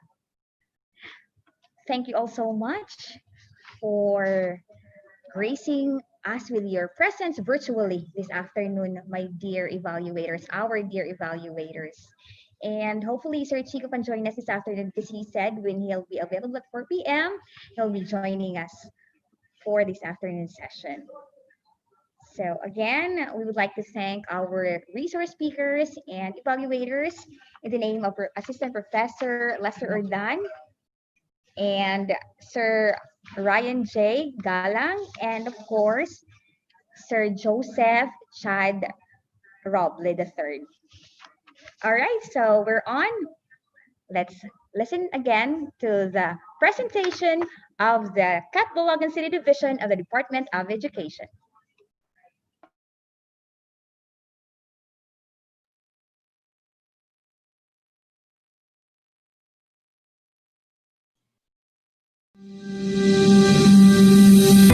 Ten, 11, 12. Yes, there are 12 objects.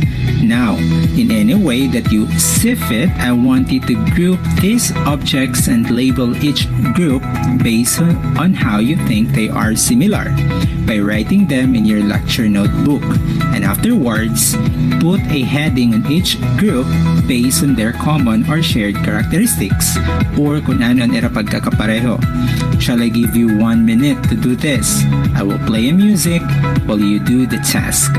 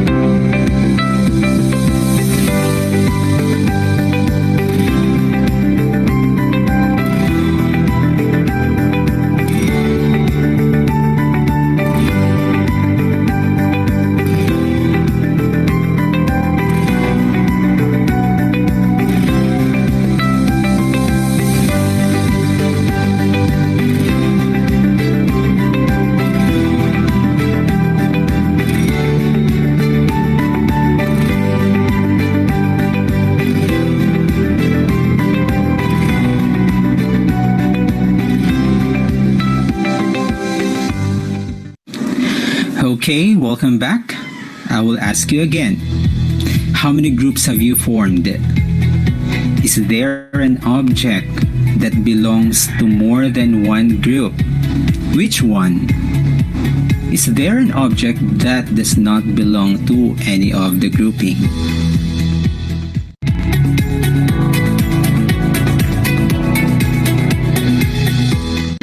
Now we are going to define the following using the activity we had a while ago. These terms and their definition are also found in pages 6 and 7 of your module. There are some examples provided. But to give you more clarity about this topic, one by one, we will read, understand, and give some examples in this lecture.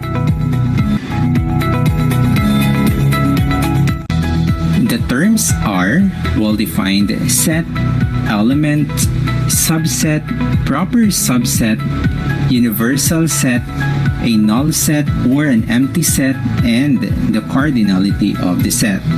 You have to take note for the next lesson. We will be needing to know the proper use of the notations and symbols of these terms. So you need to watch out for this lesson in the TV Classy program, by which the schedule will be announced later. Okay, first is the definition of set. A set is a well-defined group of objects called elements that share a common characteristic. Remember how the term element is used in this lesson? These are members, objects, or things included in the set.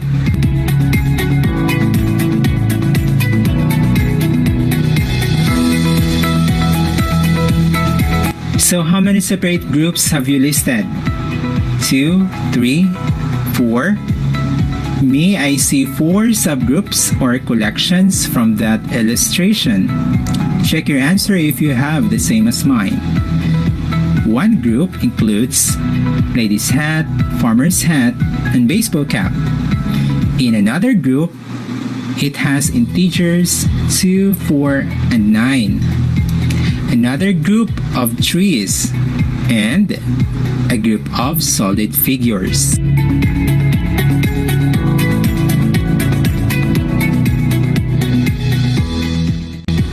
But what is a well-defined set? In a collection, you can always tell what is and is not part of the set, and it makes a collection universally true and agreed by everybody. Let's take this example. If I make you list down schools that offer junior high school education in Catbalogan City, ang eskwelahan nga may da grade 7, grade 8, grade 9, grade 10, di ba? all of us would come up with the same list. That includes Summer National School, St. Mary's, Summer Colleges, Comprehensive, Pangda National High School, Antonio G. Tuaza National High School, Silanga National High School, and Ginsurongan National High School. Now, in another example, what if I make you list down the schools with the best students there? For sure, you will be having a different answer. I know, right? Your own school will be on the top of your list.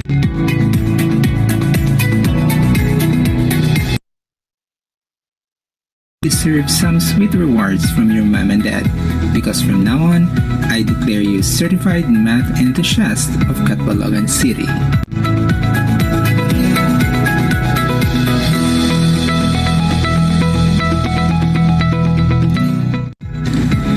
There you have it, grade 7 students. We have just finished our very first School on Air math class with the topic Introduction to SET. For our next session, it is expected of you that you have read Lesson 2 of Module 1. Please take note that the same lesson will be shown in the TV-based program, which will be aired on Sunday from 10 to 10:30 in the morning via Deco Beam Cable TV and Channel 7. And there you can see in how many ways we can illustrate sets using the different notations and symbols.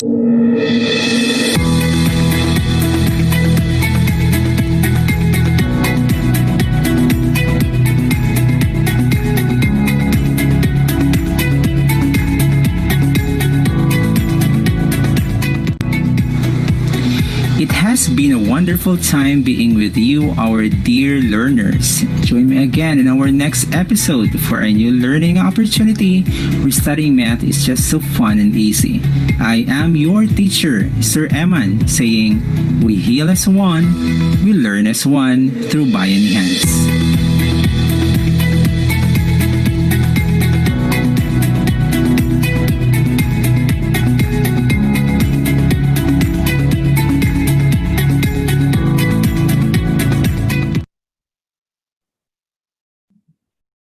Ladies and gentlemen, that was Mr. Emmanuel A. Viros from the Catbalogan City Division of the Department of Education.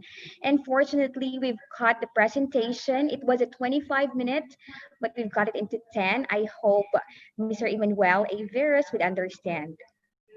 Nonetheless, it was a good presentation. All right, let's listen to our evaluators.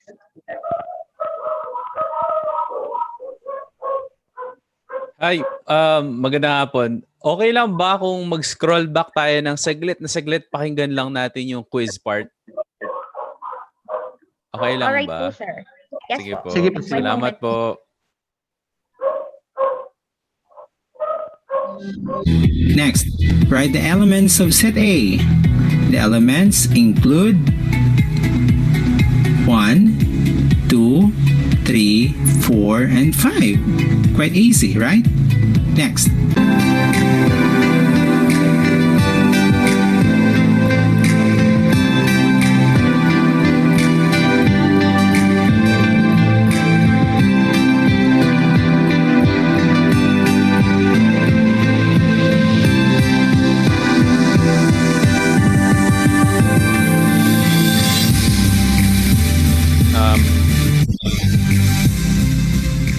Yan po Now, ba talaga? let us check the answer for test B. Set A is in a rectangle whose elements include 1, 2, 3, 4, and 5. So, what is its cardinality? The cardinality is correct. It's 5. Next, Okay po. write the Marami elements pong of set salamat. A. The elements include. Okay na po. Okay po. So Alright. ako muna yung magbibigay ng ating konting feedback. Overall, okay yung boses ni host. Although there are times na parang medyo nawawalan siya ng energy, no? Ah, Sir Emmanuel, medyo nawawalan pa tayo ng energy dun sa ibang parts. Okay lang naman yun kasi medyo nakakapagod talaga mag-record. Siguro, take breaks na lang, konting water break, konting bladder break every now and then as we record para medyo maintain yung energy natin all throughout. Especially lalo na pagka medyo umuulit, talaga nakakapagod talaga eh. I completely understand that. So, gawin na lang natin ang paraan by chilling out in between takes. So, yun. A few other comments over here.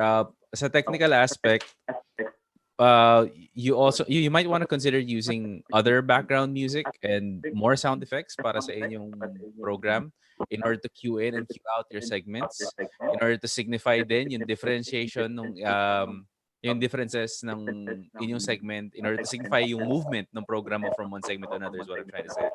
So yung sunod, the background music cuts out randomly and then it just goes back up again. Tapos parang hindi siya nag-under. Like it's the same level when it went in, and then it's the same level when it went in, and then all throughout it's just like the same volume. Pero it's just a bit of it's just a matter of fiddling dun sa software. It's just maybe we just need more time to figure it out. Pero you'll get it. I know you'll get it. I believe in you. Okay, sir. Other than that, it was pretty great. Thank you. Congratulations. Thank you, sir. Okay. I think I'll give the floor now to Sir Lester for... No, ako muna. Ikaw pala muna. Okay. Sir last Go, Jay. last. Actually, in general, simula nung sa unang presentation kayo ng umaga until this afternoon, I believe this is the last one. Tama ba ako? The last recording that we will listen today. Actually, we're so amazed and we would like to congratulate everyone for putting so much effort and best effort po talaga para po sa bayan and also for our learners. I know it's very difficult for some of us who are not in line with broadcasting to do this kind of script writing, broadcast speech and delivery, and all. So we appreciate all of your efforts, no? So palakpak para sa inyong lahat. Siguro dito sa ating script, it's for grade 7 mathematics. Of course, math, no? Na for me, meron connotation pag math, ang hirap siyang ituro.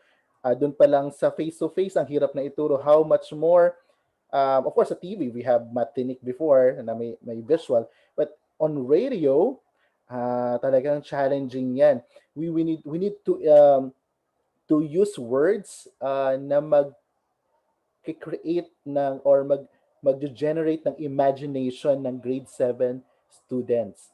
So hindi namin napakinggan, ma'am, sir, yung kabuuan ng script, but I hope when you try to read again the script, I hope you can use examples that will help the learners to imagine things and to relate it with yung lesson nyo sa math sa mga bagay na nakikita lang nila around their area. Remember, our students ay kung tayo naka-work from home, they are studying at home. So we need to find objects, we need to find situations, scenarios na nangyayari sa bahay para magkaroon na mas madaling maunawaan po ng ating learners ang ating lesson. Of course, ito yung galing din po sa ating mga modules, but I hope tulad po ng ginagawa natin, we need to make our lessons more relatable because radio, sabi nga po natin kanina umaga, meron siyang advantages, but at the same time, meron din po siyang disadvantages or limitations. I would like to congratulate Sir Emmanuel. Gusto ko yung part na may mga you're using your own dialect, no? Sabi ko nga, if I will, kung alam ko lang na lahat ng intended, kasi syempre itong mga programs natin o yung mga lessons natin ay suited para sa ating estudyante. Of course, it will be aired in the mainstream via radio, pero meron talagang set of people na makikinig na yung estudyante mo. Kung alam mo yung mga estudyante mo ay mas sanay sa dialect ninyo, I bet ko, mas bet ko siyang yun na lang ang gamitin mo. But syempre, if you will submit this material sa inyong mga higher ups na kailangan very formal, then do that. Pero when you do it on the air, ito po yung sinasabi ko na sa broadcast speech and performance ni Sir Chico, no? Of course, we have the script. But during your delivery, better na maglagay ka ng konting ad-libbing, yan. Maglagay ka ng konting touch of your identity as a radio teacher. So, yun lamang po, I think. The rest, okay naman po siya. I love how the music, yung transitions, nabanggit ni Sir Chad din kanina, maliban lang siguro we need to practice how to, ano ba, to mag-crossfade, ayan, ng mga music. Pero role na ata ng editors po yun. So, congratulations po and salamat. May correction po pala, sorry, hindi pala dialect but language. Thank you. All right. So, thank you, RJ. Sir Eman, congratulations. I believe you did a great job.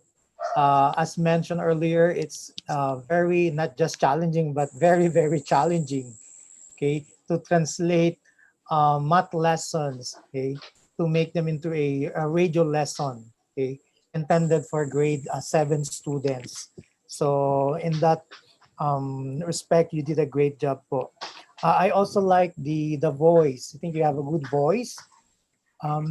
As mentioned by Chad earlier, kailangan lang din po natin ma-maintain yung energy.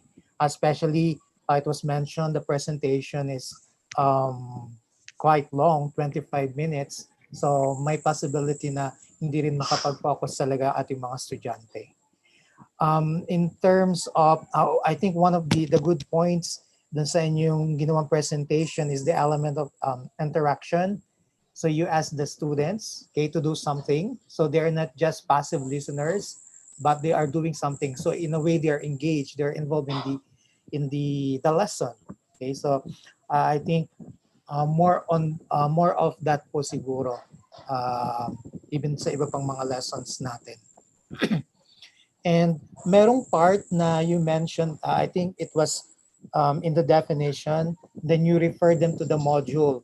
Okay, yeah, I think good thing may corresponding or accompanying module itong lesson na to, so that your students can also refer to them, okay, or go back to them, so that if there are concepts that are not that clear to them, so pwede nilang balikan dun sa module. Okay? Especially kung may mga illustrations kayo or mga figures na kailangan nakita ng mga estudyante, which are actually challenging, okay? In terms of putting them into words that are relevant or applicable in radio. Pero overall, okay, great job, sir.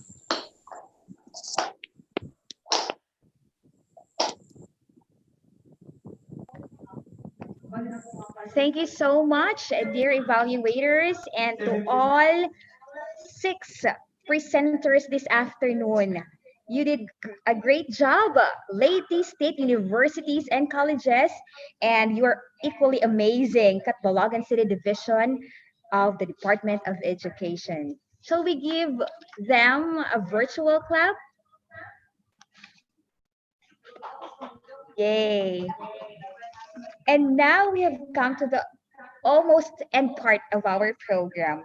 Let me give you the proactive and transformative Summer State University president and the chair of the Technology Infrastructure and Support Committee, Dr. Marilyn D. Cardozo, for the awarding of certificate. Thank you very much, Ms. Ariane Rose Tafalia Salcedo. Good afternoon, everyone. Congratulations to all the presenters. Given a very short period of time to prepare for your presentation, and you were able to present, this job is really commendable. So on behalf of the Technology Infrastructure and Support Committee of the Eastern Visayas Higher Education Institutions Flexible Learning Management System Consortium, and of course the consortium itself and the member SUCs, thank you very much and congratulations. It's my honor now to hand in virtually your certificates of recognition. So may I read the certificate of recognition. Eastern Visayas Higher Education Institutions Flexible Learning Management Systems Consortium awards the certificate of recognition to Mr. Jude Noni Sales for her invaluable service and commitment rendered as presenter in the online roadshow of on-air learning during the webinar series on on-air learning, rediscovering radio for flexible learning on August 20, 2020, given this 20th day of August 2020. Signed, Dr. Dominador O. Aguirre Jr., President of Eastern Visayas State University, Co-Chair of Technology Infrastructure and Support Committee. Signed, yours truly, Chair of the Technology Infrastructure and Support Committee. Signed, Dr. Victor Z. Cañeso Jr., Interim Chair of the Eastern Visayas Higher Education Institutions Flexible Learning Management System Consortium. Signed, Dr. Aldrin A. Darilag, Chair of the SSU Board of Regents and CHED Commissioner. So this certificate of recognition is given to also to Miss Lely Lou B. Bacalya. The same certificate of recognition is given to Miss Diana Rose P. Esmero. And the same certificate of recognition is given to Miss Gillian May Villaflor. Same certificate of recognition is given to Rina Lim Campos Daginod. And the same certificate of recognition is given to Mr. Emmanuel A. Virus. Congratulations. Thank you very much, Dr. Cardozo. Now let me give the floor virtually to the President of the Eastern Visayas State University and the Co-Chair of the Technology Infrastructure and Support Committee, Dr. Dominador O. Aguirre Jr. Thank you very much. My greetings and salutation to the CHED Commissioner, Aldrin Darilag, the brainchild of the EVHEI's Flexible Learning Management System Consortium, ably chaired in the region by Biliran Province State University President Dr. Victor Cañeso, our CHED Regional Director, Dr. George M. Colorado, Dr. Marilyn Cardoso, the Samar State University President and Chair of the Technology Infrastructure Committee of this consortium, the other presidents of the universities, state universities in the region, our dynamic and articulate speakers, and of course, our participants in this 4-day webinar series dubbed as On-Air Learning, Rediscovering Radio for Flexible Learning. Good afternoon to one and all. We have finally concluded this webinar series on on-air learning, and we hope that all theories and enabling activities we have learned from our resource speakers will be actualized and put into practice to further our vocation and art of teaching as we transition to the new normal and embrace the present challenges with enthusiasm and creativity. This day may not be the last day of this kind of training as we explore all possibilities in bridging learning for our students, braving each day to overcome the VUCA world at the moment. As mentioned by one of our speakers, Assistant Professor Mark Lester Chico, the present time is a time of volatility, uncertainty, complexity, and ambiguity. So we must be strong and willed enough to continue grinding.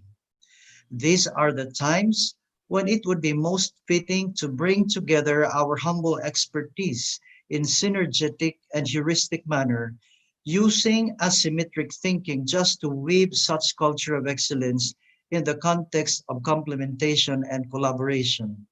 And I am very happy to note and proud to say that the PASOK 8 family is one cohesive organization through the years. The Eastern Visayas Higher Education Institutions Flexible Learning Management System Consortium is an added attestation of our shared vision as one big academic community in the region, transcending our noble mission of reaching out to the other pillars of education, specifically our great men and women from DepEd and from the private institutions. I know that there is so much to say about the utility and relevance of using radio as the platform for flexible learning, and we have just witnessed how it looks like and how it seems to be during the roadshow of on-air learning per SUC.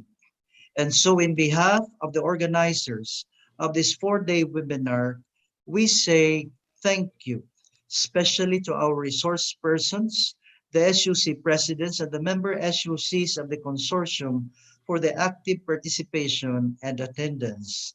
Likewise, our participants from the DepEd and the higher education institutions who stayed with us from day one up to this moment, and of course, the technical team in charge of running smoothly the webinar series, and to everyone, maraming salamat po at mabuhay po tayong lahat. Thank you very much, Dr. Aguirre, for that impactful and meaningful closing message. Ladies and gentlemen, before we end, finally, I would like personally, for on behalf of the consortium, to thank our resource speakers and evaluators for gracing us with their virtual presence, time, and expertise.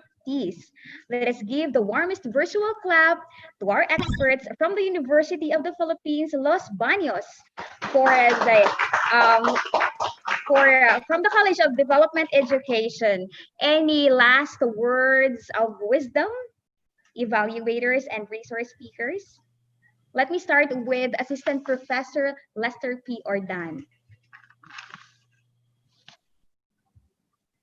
Sir? And so, go, fellow teachers, faculty members, go, go, go. I'm sure the task ahead of us are quite huge or kuyan, but I believe we can do it. So, kung makita nyo na applicable yung radio dun sa inyong sariling context, then feel free to use it or utilize it. Yun lang po. God bless you all. Thank you very much, Sir Ordan. And now let me hear you, Mr. Ryan J. I. Galang. Okay po, maraming salamat po sa lahat ng ating mga participants from, sabi nga po ni Ma'am Arian, from day 1 until now ay kasama po nating nag-aaral, learning about radio for flexible learning. Siguro ang iiwan ko lang, 3 things po siguro. First, learn, no? Itong ginagawa natin, we are still learning new things, no? As teachers, because of the demand of the situation right now, tayo ay kailangan matuto pa ng iba pang bagay. So wag tayong matakot na matuto at magkaroon pa ng mga bagong kaalaman at kakayahan. Number 2, unlearn. We need to unlearn things na tingin natin dati na nating ginagawa, kaso hindi na siya applicable in our situation. So we need to unlearn those things for the sake of our learners. And number 3, we need to relearn. So wag po tayong maging complacent na alam na natin ang mga bagay-bagay sa mundong ito na napag-aralan natin. Don't be afraid to check, no, yung ating mga dating natutunan and to study again, to research more. At ito ay para sa lahat ng ating mga learners at para sa bayan. So padayon po sa ating lahat. Thank you so much, Sir Ryan J. I. Galang. Now let's listen to Mr. Joseph Lidio R. Roby III. Sir? Hi, magandang hapon. Few parting words. Change is the only thing that is constant in this world. Now in these uncertain times that we are facing, we don't know how long we are going to be exposed to this kind of environment, and we don't know how long natin kailangan mag-adjust. But we are doing what we can, and we are doing what we should do. This is part of what we can and should do. I say, bring it on. And I know that we as human beings, as products of 4 billion years of evolution, can just overcome yet another hurdle in this story, in this timeline. So good luck, teachers. I know you can do it. We all can do it. Maraming salamat. Thank you very much. Our dear speakers, please remain online because we will still have our photo op later. Okay, so meantime, we would like to invite you to the upcoming Poverty Conference of Summer State University. This is the second international and fourth national conference on poverty alleviation and sustainable development that will be held on October 20 to 21 rather to 23, 2020 to be conducted online via Zoom as we adapt to the new and better normal amid this pandemic. This year, we bear the theme Living and Rising Above the Crisis, and we have formed different academic tracks that shall spark meaningful discourses and capture human resiliency and management capabilities before, during, and after a crisis. This 3-day virtual confab will be consisting of plenary sessions, paper, poster, and short film presentations from the different participating institutions. On top of that, we will be joined by national and internationally renowned guest speakers. We believe that now more than ever, we need to conduct academic gatherings like this poverty conference, as this will be, or this will enable us to showcase valuable researches that have significant potentials to contribute to poverty reduction and sustainable development. Not only that, through this conference, we will be able to create linkages and strengthen collaboration between our institutions. So we are respectfully inviting you once again to join us this October 21 to 23. All announcements and conference details are found on our official Facebook page at iPubCon 2020 and official website at www.ipubcon2020.ssu.edu.ph. For further inquiries, ladies and gentlemen, you may reach us via email at ipubcon@ssu.edu.ph. The registration is free, and again, the conference will be purely online via Zoom. To access the registration form, the guidelines for entry submissions, and other conference details, just visit our Facebook page and website at the links flashed in your screens. That is all for the Poverty Conference. Thank you so much, and we hope to virtually see you at the event. Uh, there you have it, ladies and gentlemen. That concludes our 4-day webinar series on air learning, rediscovering radio for flexible learning. Thank you very much to all 10 participating state universities and colleges headed by the university presidents, Dr. Marilyn D. Cardozo for Summer State University, Dr. Dominador O. Aguirre Jr. for Eastern Visayas State University, Dr. Victor C. Cañezo for Biliran Province State University, Dr. Edmundo A. Camputo of Eastern Samar State University, Dr. Jude A. Duarte of Lady Normal University, Dr. Norberto C. Olavides for Palumpon Institute of Technology, Dr. Benjamin L. Picayo for Northwest Samar State University, Dr. Edgardo E. Tulen for Visayas State University, Dr. Cherry I. Ultra for University of Eastern Philippines, and Dr. Prose Ivy G. Yepes for Southern Lady State University. Many thanks as well to the Department of Education, Dr. Marilyn D. Shao, OIC, Schools Division Superintendent, Schools Division of Catbalogan City, Dr. Carmela Tamayo, Schools Division Superintendent, and Dr. Marisa Magan, Schools Division Superintendent of School Division of Tacloban City. By the way, Dr. Carmela Tamayo is from Schools Division of Salmar. Thank you all viewers. Yeah, I have that later. And again, special thanks to the Technology Infrastructure and Support Committee chaired by Dr. Marilyn D. Cardozo of Samar State University and co-chaired by Dr. Dominador O. Aguirre Jr. of Eastern Visayas State University for this learning opportunity. To all of you, dear participants, faculty, professors, teachers, and educators of Eastern Visayas, thank you all so much. Let's keep the inspiration and not allow extinction of many of us soldiers in so many classrooms. Let's rekindle our love for radio because it is now our tool for a creative pedagogy. Remember, this time of new normal, radio will help us deliver the performative aspect of teaching, such as the enthusiastic smile and energetic wave through our voices. Buddha said, your purpose in life is to find your purpose and give your whole heart and soul to it. And I think you'll agree with me that our students are our purpose. Good luck on your radio-based instructions. Thank you so much everyone. Stay safe and healthy. Mabuhay ang bawat gurong Pilipino noon, ngayong new normal at magpakailanman. Bye! Happy long weekend! Oh, by the way, before I say finally goodbye, guys, let us have first our photo ops with our resource speakers and evaluators. So please turn on now your videos.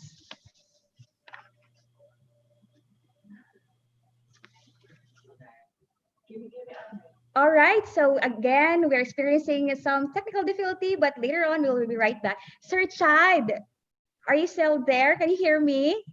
Yeah, what? Sir, can you make a special request? Yes. Can you say hi, Janelle, please? Hi, Janelle. Thank you so much, Sir right. Chad. You made someone happy today. Go, Chad. Glad to be of service. Just kidding.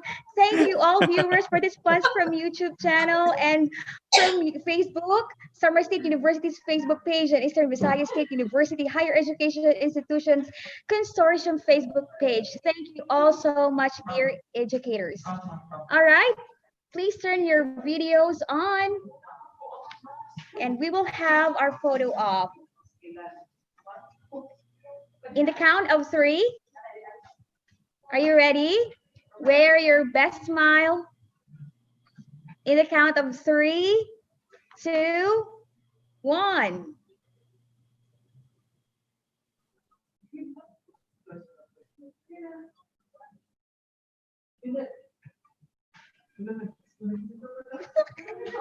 We are disconnected. All right, so Sir Chad, Sir Lester Ordine, Sir Ordine and Sir Galang, thank you so much. You know, we're just so grateful and thankful for your presence and for sharing us your time and expertise with Eastern Visayas. We hope to see you soon. I hope time will come that we'll be able to come and personally deliver your trainings. Thank you so much. Again, guys, you please now annotate. You may click on view options and annotate to express yourself and say thank you to our evaluators, to our university presidents, to everyone. You may express yourself now through writing and annotating. Thank you, thank you.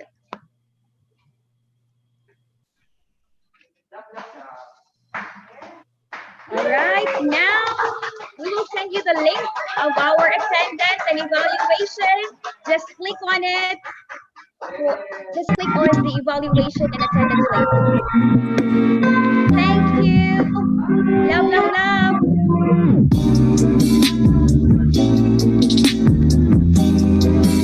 God bless everyone. Stay safe and God bless everyone. Congratulations, President Malin. Everyone, thank you so much. Thank you so much, speakers. Thank you, everyone.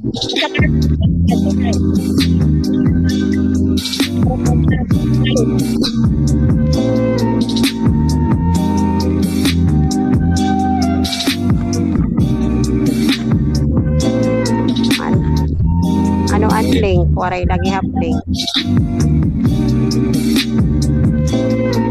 Saan ang workshop? May attendance ato.